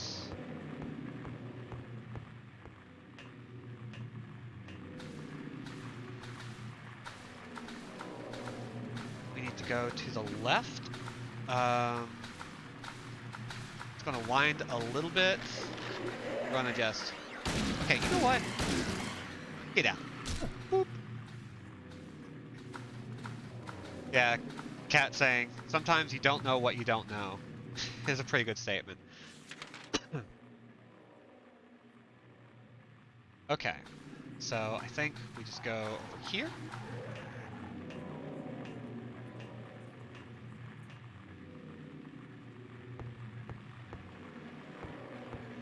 we're going to take another right. And then down the ladder. Let's see.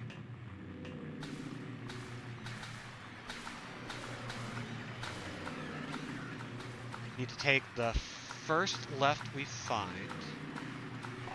Right? Yes.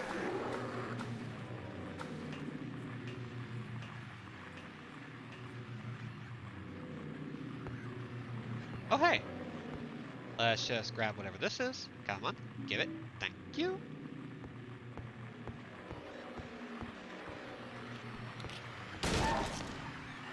You move. Boop.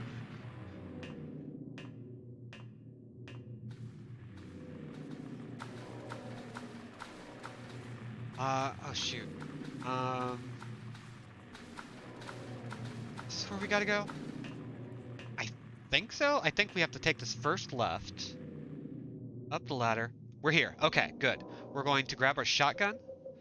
And we're going to see how quickly we can... Ooh. We have a lot of bullets. No. Shotgun. Shotgun. Shotgun. I live on the same landmass as American transphobes, and I have no idea what those fucking weirdos are banging on about all the time. Yeah. It kind of stinks because I think...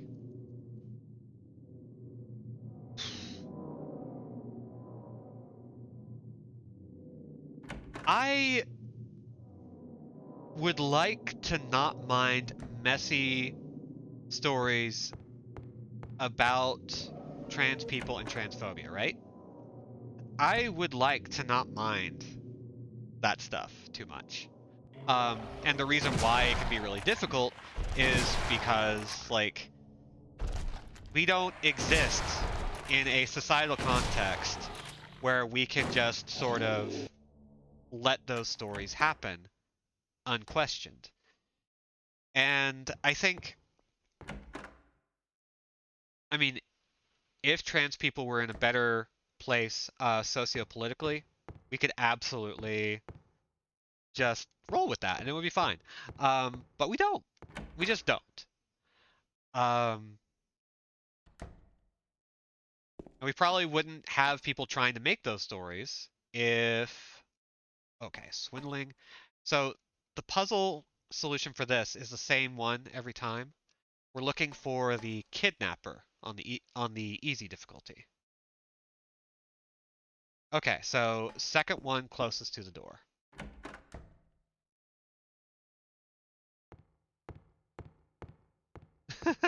God.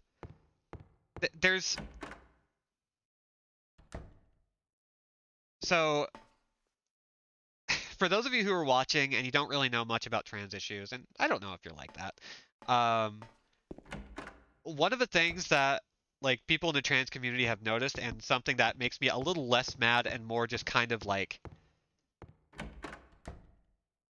it's frustrating and hilarious and awful. A lot of the comments about like identifying trans people is a little bit hilarious because there aren't a lot of us who have seen people who can accurately identify a trans person without kind of eating shit. You know what I mean?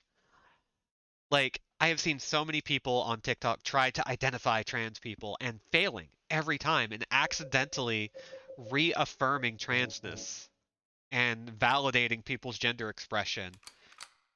And it would be hilarious if there weren't, you know, a social context that weren't kind of awful.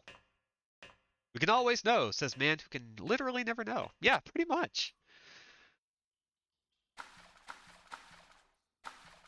Okay, so a thing I mess up a lot is that this door is going to be locked until we go through this door, watch a cutscene, turn around, and go back through it. Yeah, as long as they get to do something horrible to someone else, they'll say or believe frickin' anything.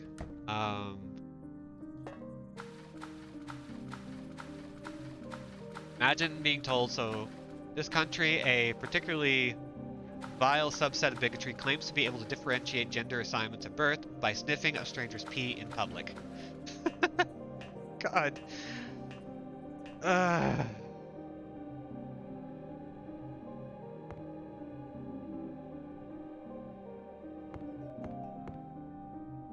Okay, so we are now in the graveyard, and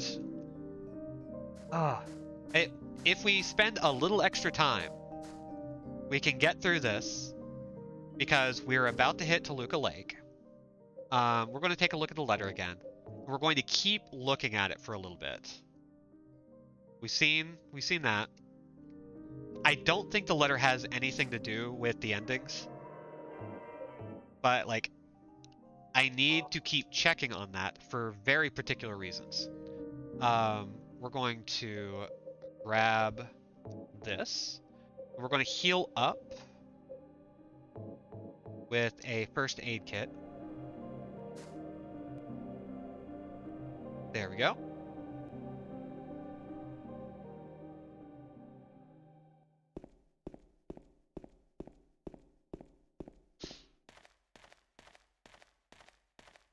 It's actually totally possible for us to get through this in about 30 minutes. Like, we could have gone faster if we didn't, like, hold Maria's hand. The dog saw another dog in the lake, and thinking they had a larger bone, barked at it, only to lose the bone they were carrying as it fell from their mouth into the water. Yeah, that's a really good analogy. Because it's just kind of true. Like, there's this... Transphobes are kind of putting themselves in a position where they are losing out on their own rights just so they can take swings at a marginalized group. And it's... everybody loses when that shit happens.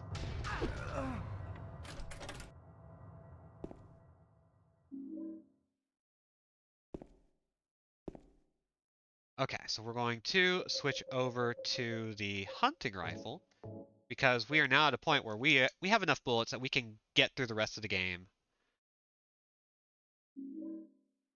without too much effort.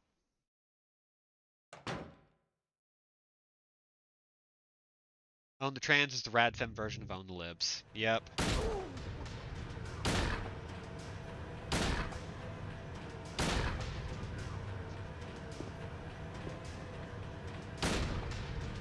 Shoot.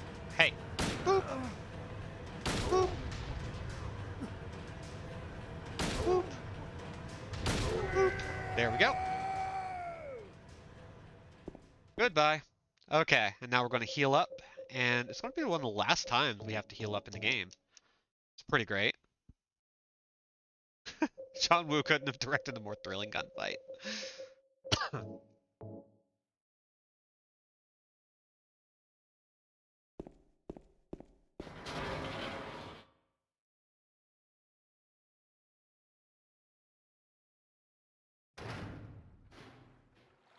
Okay, so we are at the dock.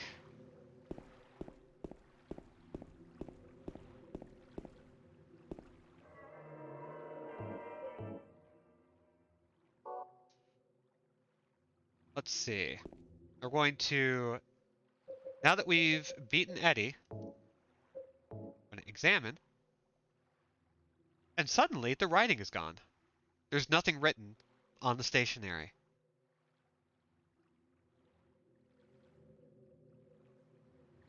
Very strange.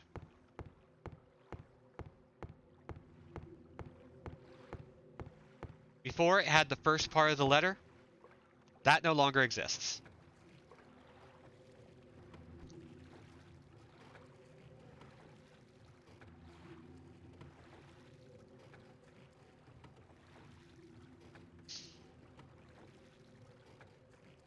If you're wondering if we're going to be seeing a little bit more of that as we go, you're right.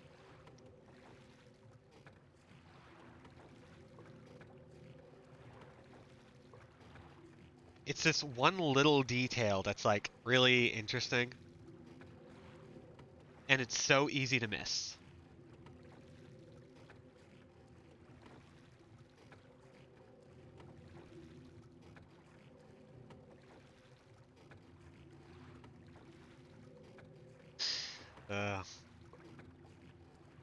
Even though I think we have more than readily proven this point, this is a transphobe and radfem free zone. If you are a transphobe or a radfem, I don't really want you here. I am never going to want you here. And as much as I would like to be able to go, like, what if I just debate them? Like, you have to understand that for a lot of us, we've debated this. Like, I've had to deal with being forced in the closet for like 7 years because of the way people feel like there is no reason to fight for this. And I'm just kind of tired of it. Like, I just don't care anymore. Like, if you want to be that way, fine. I don't want you around.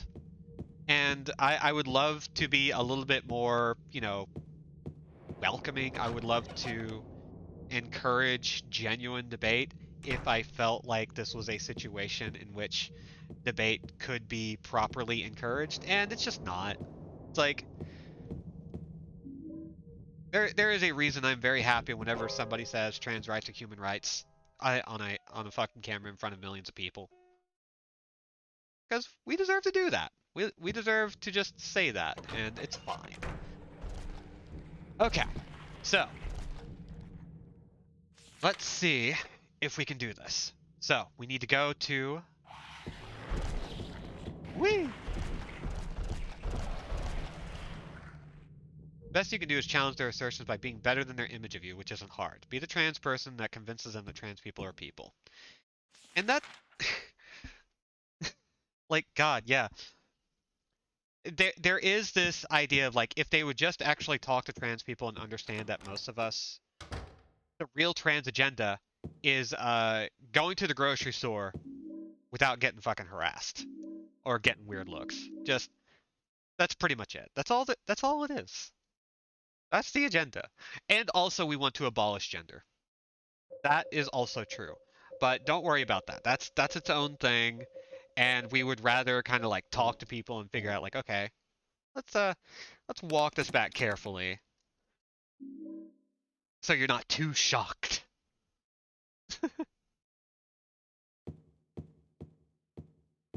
Okay, I'm gonna grab this first aid kit. That's the stretch goal. That's a side hustle.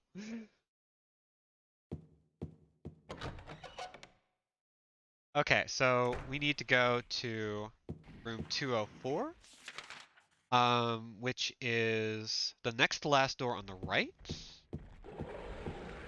Hey, bud. She would eat all turfs. Okay, so employee key, we need that. I have... Ooh, we need thinner. I have not gotten the thinner yet, so I have messed up a little bit. This is the first time that I messed up here, which, honestly, for how well we've done so far, I'll take.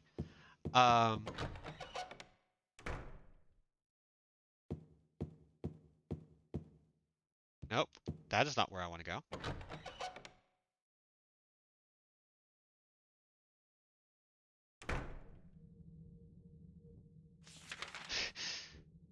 Yeah, kind of a bummer, but it's fine. We need to... Oh, turn around.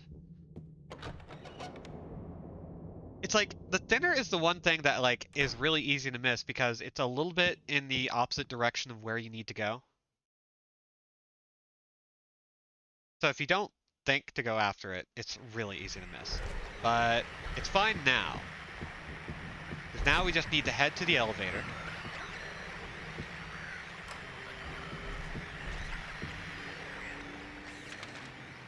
Nope, not that one. Oh, shoot. Where is it? Is it the second floor? No, it's in the basement. That's right. Okay. Basement it is. Get off of me. We can only take the moral high ground for so long. Sometimes you just want to point at turf and go, look at that. Isn't that ridiculous? Maybe this will leave if we all laugh at it. Yeah. I mean... TERFs largely agree with each other, and when they make these jokes, they're all just kind of like, oh, yeah, like, the people who are laughing at these jokes are other TERFs. Okay, so we've done that. Now we can head back up. And, like, for the rest of us, it's like, we all just kind of have to, like, take our shots.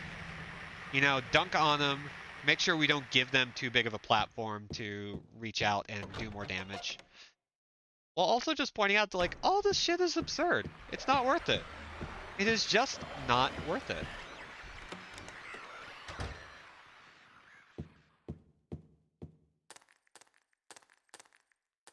God. You know, Aleph, you're actually pointing out something that has always bothered me. That, like, radfems and TERFs very much have this... And I know I'm saying radfems and TERFs. There are radfems who aren't necessarily trans exclusionary, but they are very, like, this is the way women have to be, which tends to fall into trans exclusionary behavior. And feminism for me has always been about, like, what women can actually be capable of, what gender is capable of, what we are allowed to do with ourselves and our own bodies. And, like, that's... And so the idea that we are,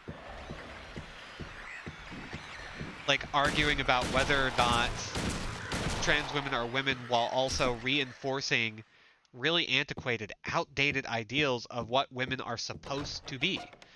Like, I genuinely just don't really understand that.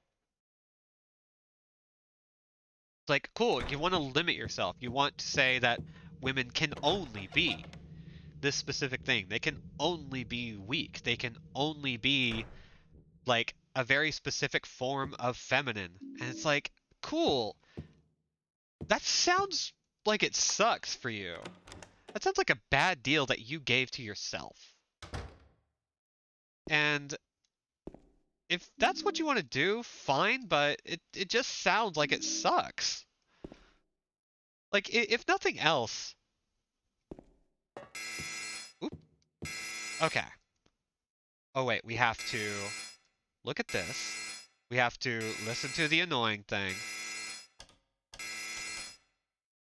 Ooh, Kigu outfit. Okay. Boop.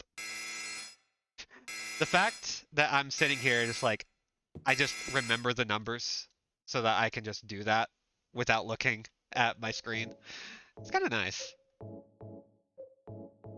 I am in favor of other women not benefiting from feminism. Women can be anything. Cool. I want to be me and be comfortable in my own skin. No, fuck off, pervert. Pretty much. Yeah, it's... I am very much of the belief that gender is a construct that we are allowed to adopt or get rid of at our leisure. And that's like that's pretty much it for me.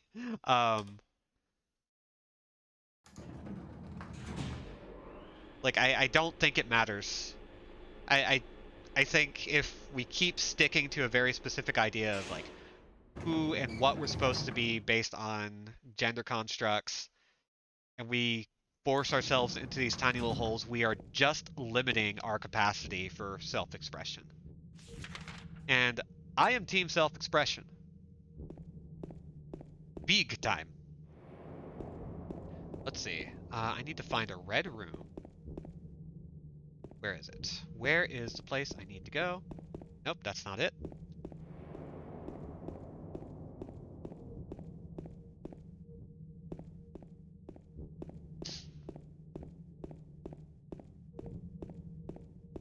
There we are.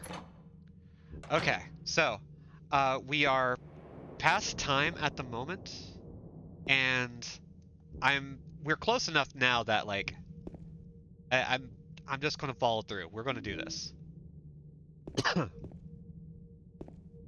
You sound like a dickhead who is also super crazy. God.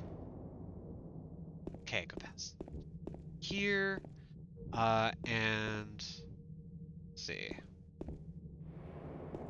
No. I'm gonna go into here.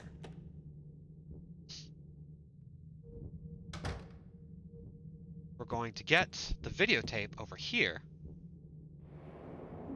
And, oh yeah, this is where we get the can opener so that we can get light bulbs. Why do we get light bulbs from here? Don't worry about it.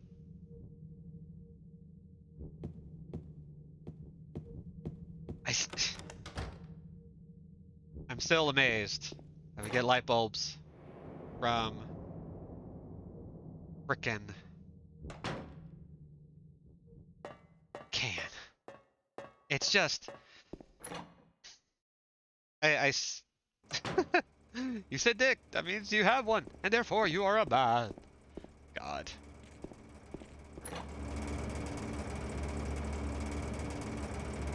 I'm just gonna be... just gonna be honest, like, y'all have input so many wonderful things, and I can't keep up. So I'm just gonna let y'all have it, while I just kinda shoot the shit. Let's see. We're going to do this. We're gonna go over here. Excuse me, excuse me. There we go. We're just spitballing an off-Broadway production here, right? You know what? We don't need all that. What we do need is a can of light bulbs. Why do we need a can of light bulbs? So we can get some light bulbs.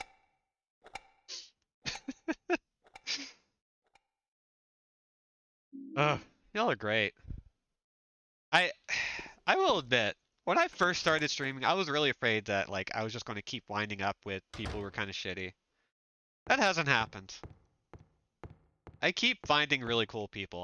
Like some of y'all I have found through this chat, and y'all have been like amazing. So as we get through the end of this playthrough, I just want to say thank y'all very much for being very cool. I'm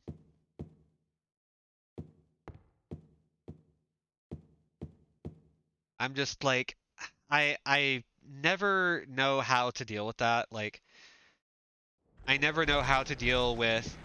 I am somebody who has trouble with unadulterated kindness. It's not that I view people having ulterior motives. It's more just like sometimes I'm just not used to it. And it gets easier to get used to it.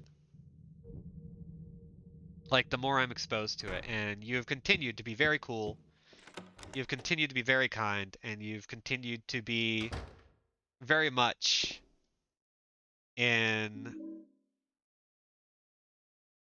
very much encouraging a space in which I can feel comfortable with myself. And that's really neat. The girl, you are singing my life with your words. Oh boy. Yeah, it's... Ooh, right, save point. Let's do that. Because we are at the tail end. Let's see what our time is so far. 1:42. That's pretty good. Holy cow.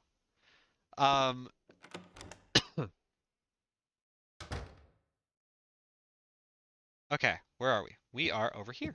We're going to go over here. Inner Jack is best Jack. Oh, I really genuinely appreciate that. Oops, I said the quiet part out loud. Okay, so we're going to plug in these music boxes as we hit the tail end of this game. Like, literally the very tail end. Plug these in. Listen to the biggest slapper in the game.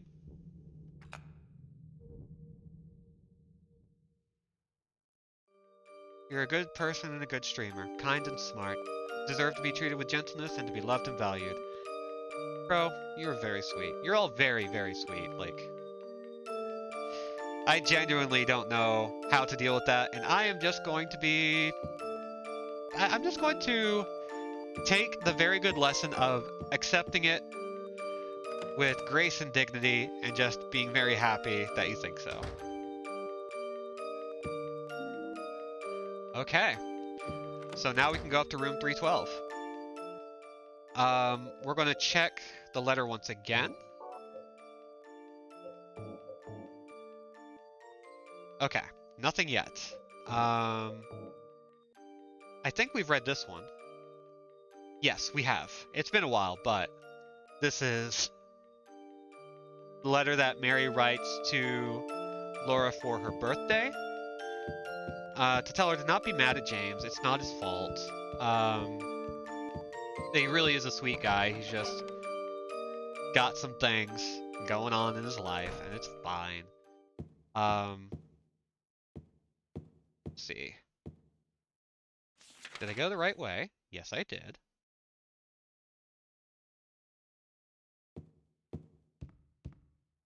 We're almost there. We're getting there. We're doing it. We're making it happen.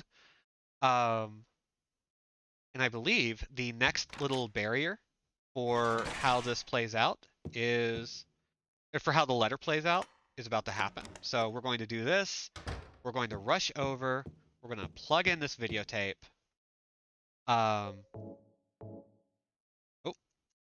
didn't line that up properly. The one problem with old school survival horror games is that if you don't line it up, you waste time. Okay.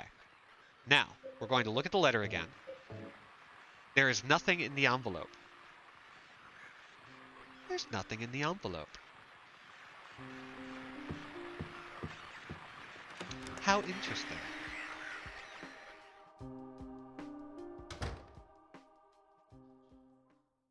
Okay, so now that we've done that,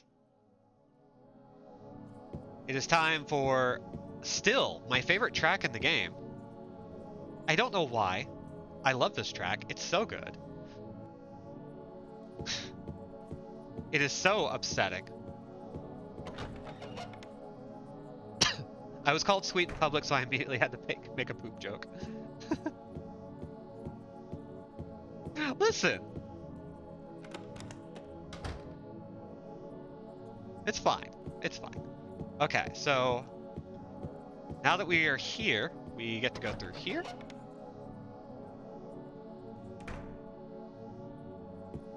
And let's see, where are we? We need to, okay. This is where we get to take the elevator.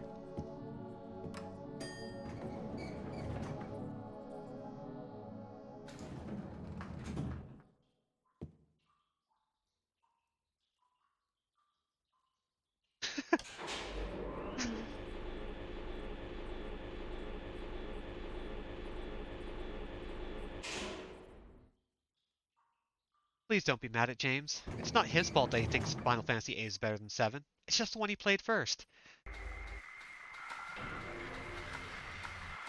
I am going to murder you.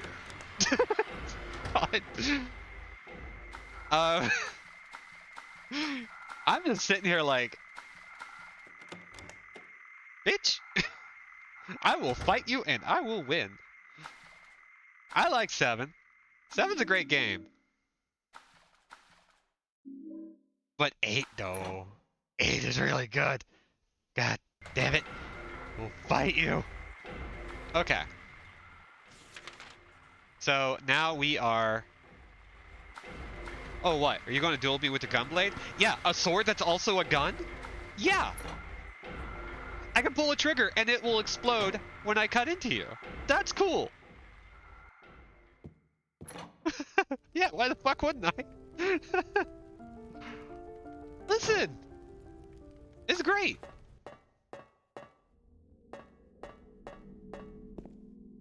Okay, I need to pull out my hunting rifle. Ooh, we've got enough bullets for this. We could stand to have more, but it's fine.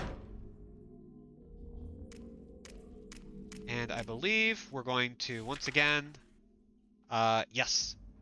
Right? I do go to bat for 8 quite a lot. I think a lot of what makes it messy is part of what makes it good. I'm rediscovering the junction system, which is a lot of fun. I'm rediscovering how good the story actually is, because it is great. It is a great story about depression. It is Neon Genesis Evangelion the game.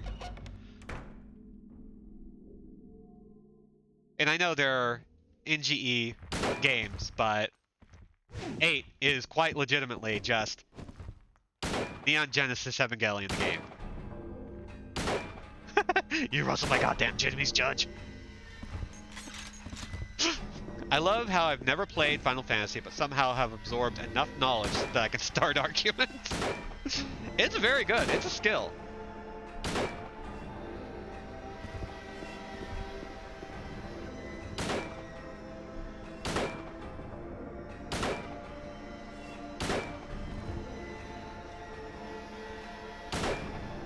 Okay, that's done. We are blasting through this. Egg. Egg. Place egg in door.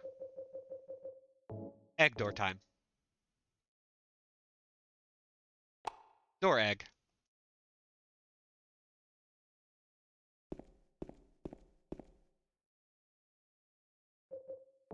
Egg door. Yeah, disciplinary committee forever. I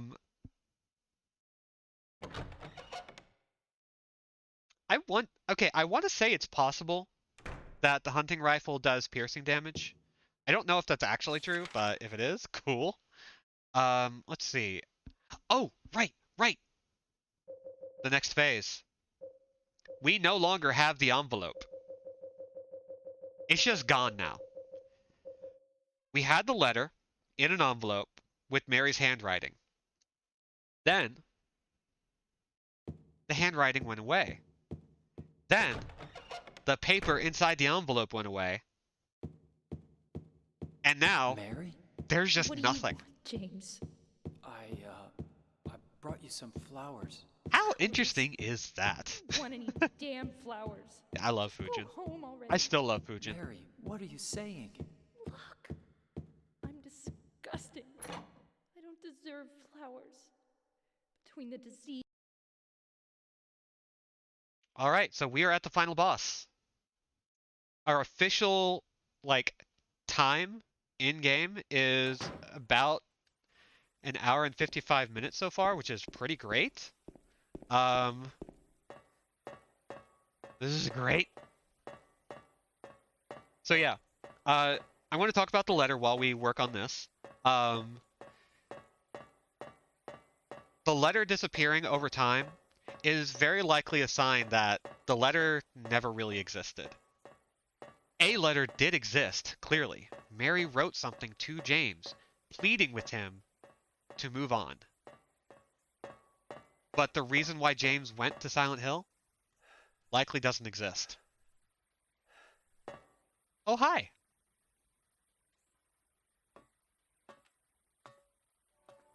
James, I've been waiting. Mary. I'm sorry it took so long. So I think we've definitely gotten the third ending. Don't you want to see me? Yes, I wanted to see you. Even an illusion of you. That's why I came here. It's not true, is it? You killed me. I couldn't watch you suffer. Don't make excuses, James. Very different scene. I know I was a burden on you. You must have hated me. That's why you got rid of me. It's true. I may have had some of those feelings.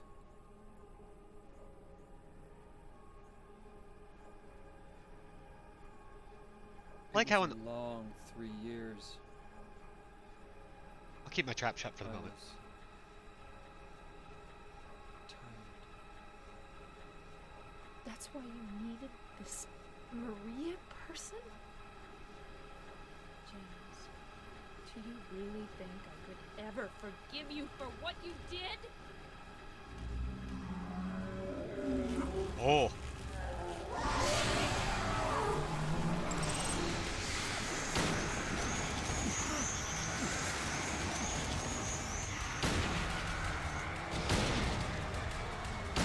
Can we shoot faster than she can hit? No, we can't.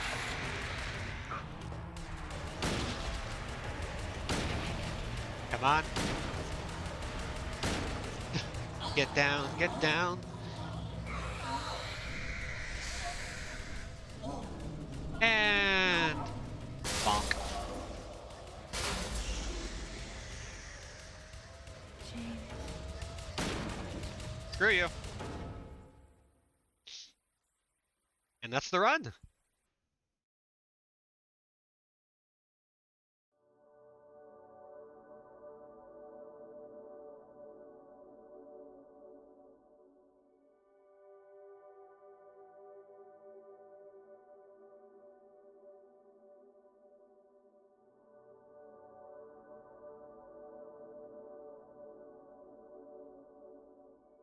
You killed Mary again?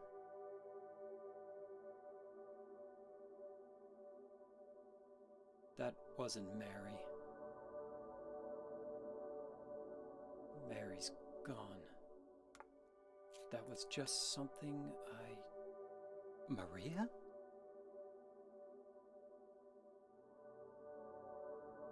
Maria, What, James? I want you. I want you with me. Are you sure? Come on. Let's get out of here. What about Mary? It's okay. I have you.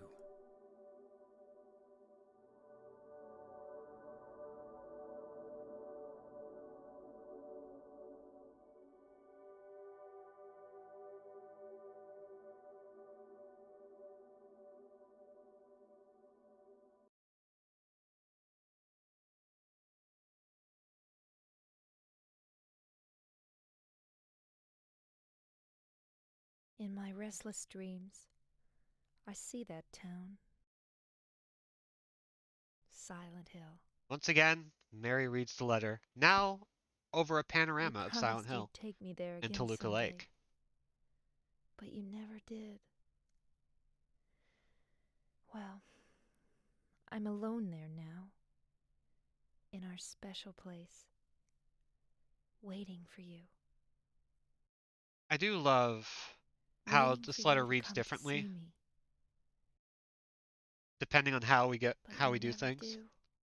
This ending is all about James latching And on so I to the wait. one thing Wrapped in my that cocoon of is pain and loneliness. letting him avoid I know I've done a actually terrible thing confronting to what he you. did.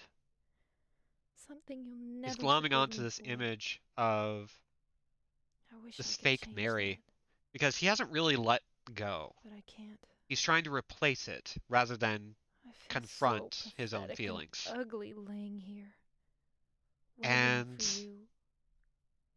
it's Every day I stare up at the cracks in the ceiling, and all I can think about is how unfair it all is. I don't know. I think James is an absolutely fascinating character, and I think the The doctor way they've came today. constructed these three endings to kind of feed He into told each me I other could go home for a short to stay. make a game about It's not that I'm getting grief and how we It's deal just that with something that better. This may genuinely be my is last a very chance. shitty thing to do that can be done for very complicated I think reasons you know what I mean. without necessarily judging somebody for Even doing the so, thing. So many I'm glad interesting to be ways. coming home. I've missed you terribly. In Leave, he's able to confront his actions and come to I'm terms with them, afraid, James. which he is fully unable to do for In Water. I'm afraid you don't really Yeah, want and me to in the come Maria home. ending, he finds a maladaptive Whenever coping you come mechanism. see me, Rather than I can actually tell confronting how himself, hard it is on you. he replaces Mary. I don't So he know never if really you gets hate me absolution. or He never really gets to him, get away from the guilt. What he or instead maybe I does just is find somebody disgusted. else to serve a similar role, to fill the void in I'm his sorry life about so that. that he doesn't have to confront it. Which, When I in first learned fairness, that I was is going to better than killing die, yourself. It is better I than just just didn't want to falling accept it. into that hole. But it I was isn't a so healthy way to angry all start a the time, relationship. and I struck out at everyone It I is loved just most, maladaptive. But it especially is you, adaptive. James. It's one of That's those why things where it's not necessarily I saying understand if James you is a do bad hate person for me, doing this. What it is saying is that but depending on I how want you you to approach the know game, this, James. you can I'll always save yourself love you, but not truly heal. even though our life together had to end Really like does this. feel like he's trying to avoid the consequences I by still justifying them and getting a wouldn't trade it replacement. for the So in those world. prior endings, he also admitted he was resenting Mary by the We end. had some But he also wonderful recognized those years feelings were together. fucked up. And even in this ending, he acknowledged, yeah, I did have some negative Well, feelings about it. This letter But has gone on he too didn't give long, himself the chance to actually so address those concerns. I'll And say hell, goodbye. by the end of the Leave ending, I told the nurse to give they this to you. they let Mary after I'm and James gone. both say, we both were That really means fucked up that during this time. as you read We this, both had really maladaptive I'm ways already of dead. dealing with a situation that was shitty more for I one can't tell person, you to remember but shitty me, for both of us as well. but I can't bear for you to forget me. So it's These this. last few years since I became ill, There aren't a lot of horror I'm games, so even a lot of video game sorry stories for that what I are did willing to you, to play in the did to space us. of letting somebody just like You've given me so much, and I express haven't been this able to return a such single a thing. fucked up and nuanced way. And I love it. That's why I want you to live for yourself now. Do what's best for you, James. James, you made me happy.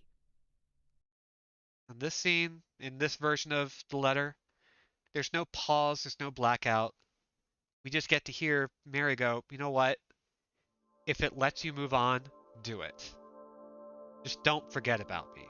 Which he kind of does. He decides to replace Mary with Maria. And so this version of the letter is, again, very bittersweet because he's not letting go of her. He's not forgetting her, but he's not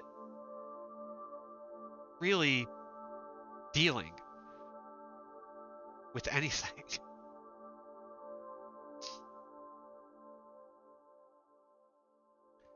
His image of Mary doesn't give that chance of reconciliation. You'd better do something about that cough. That's the last line. Oh my god. Time for the last twist of a knife. Yep.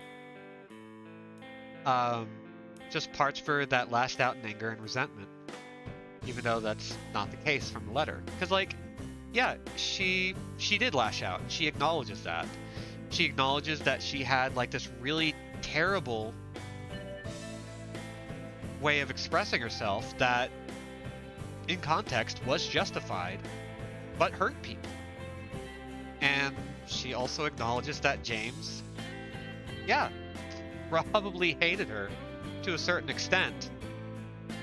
Not just for having the illness, but for the way she lashed out. And also acknowledged that, like, James is a complicated and genuinely very sweet guy. So, like, I love to dunk on James. And the community as a whole loves to dunk on James.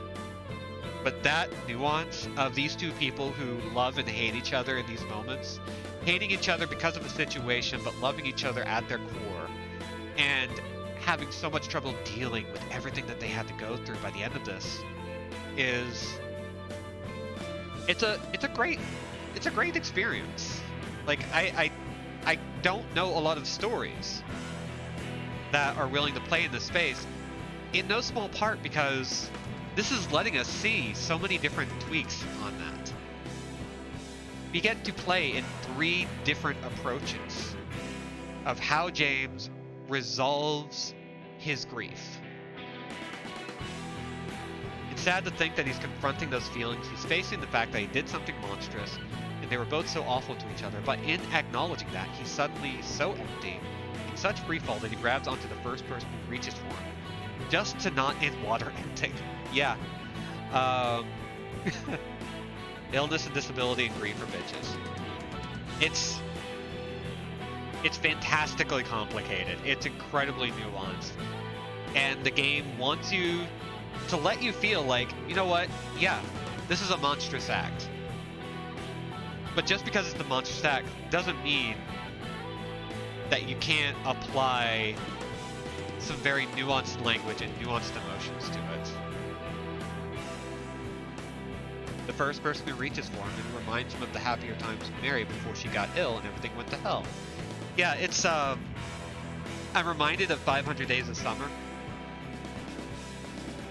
Because there's a very similar thing where by the end of that movie, and I'm not going to spoil things too much, but by the end of the movie you see this character placed in a position where he is potentially repeating his mistakes and not learning. And yeah, just not learning from his past experiences. And I think there's something similar here where he hasn't truly let go because he's just falling back into the same cycle with somebody who hits the exact same notes. Who might not even necessarily be real. Like, we don't know if he actually walks away from Silent Hill. But we do know that he's got some shit he needs to work out. So, that is the end of the stream.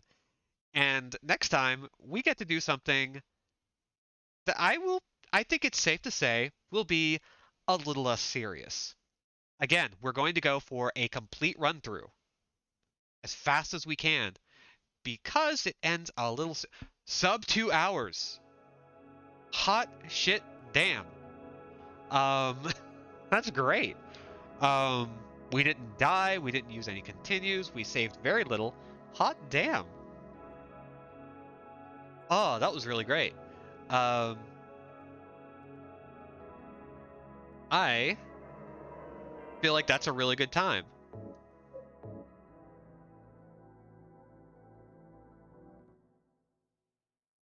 So, yeah. I mean, she does yell, but she's also hot and willing to have the sexy with me. So, yeah. If we can get to... We're not going to get to 1 hour and 30 minutes. But that's kind of like... If you want a good time, somewhere between 1 hour to 1 hour and 30 minutes of in-game time is, like, fantastic for this game. So, fuck yeah, we did a really good job there. And we can do it again for the dog ending, which is our next one. Oh, wait. One little thing. Everybody, if you could look over to the game goal. You could just look at that. And 3. God damn. Okay, so that is everything. God damn. So, we'll be back on this next time, which will happen Thursday. Yes. I don't know if we are going to be playing tomorrow. That would be with Lark and Ryan playing more Gex 3. It might not happen. I hope it does. It would be really cool if it does. After we got separated in that long hallway. But yeah, I've been Robin to Interjack without a scene will continue to be so for the foreseeable future. We got VODs available for the next 60 days, completely free. We have subscriber and follower exclusive emotes. We are currently at 19 sub points toward our 40-point goal to get Silent Hill 4 on the docket almost immediately after Silent Hill 3. You said So, you took everything. get hydrated, Did you forget? get vaccinated, get masked up, be good, be safe, be awesome, and be gone.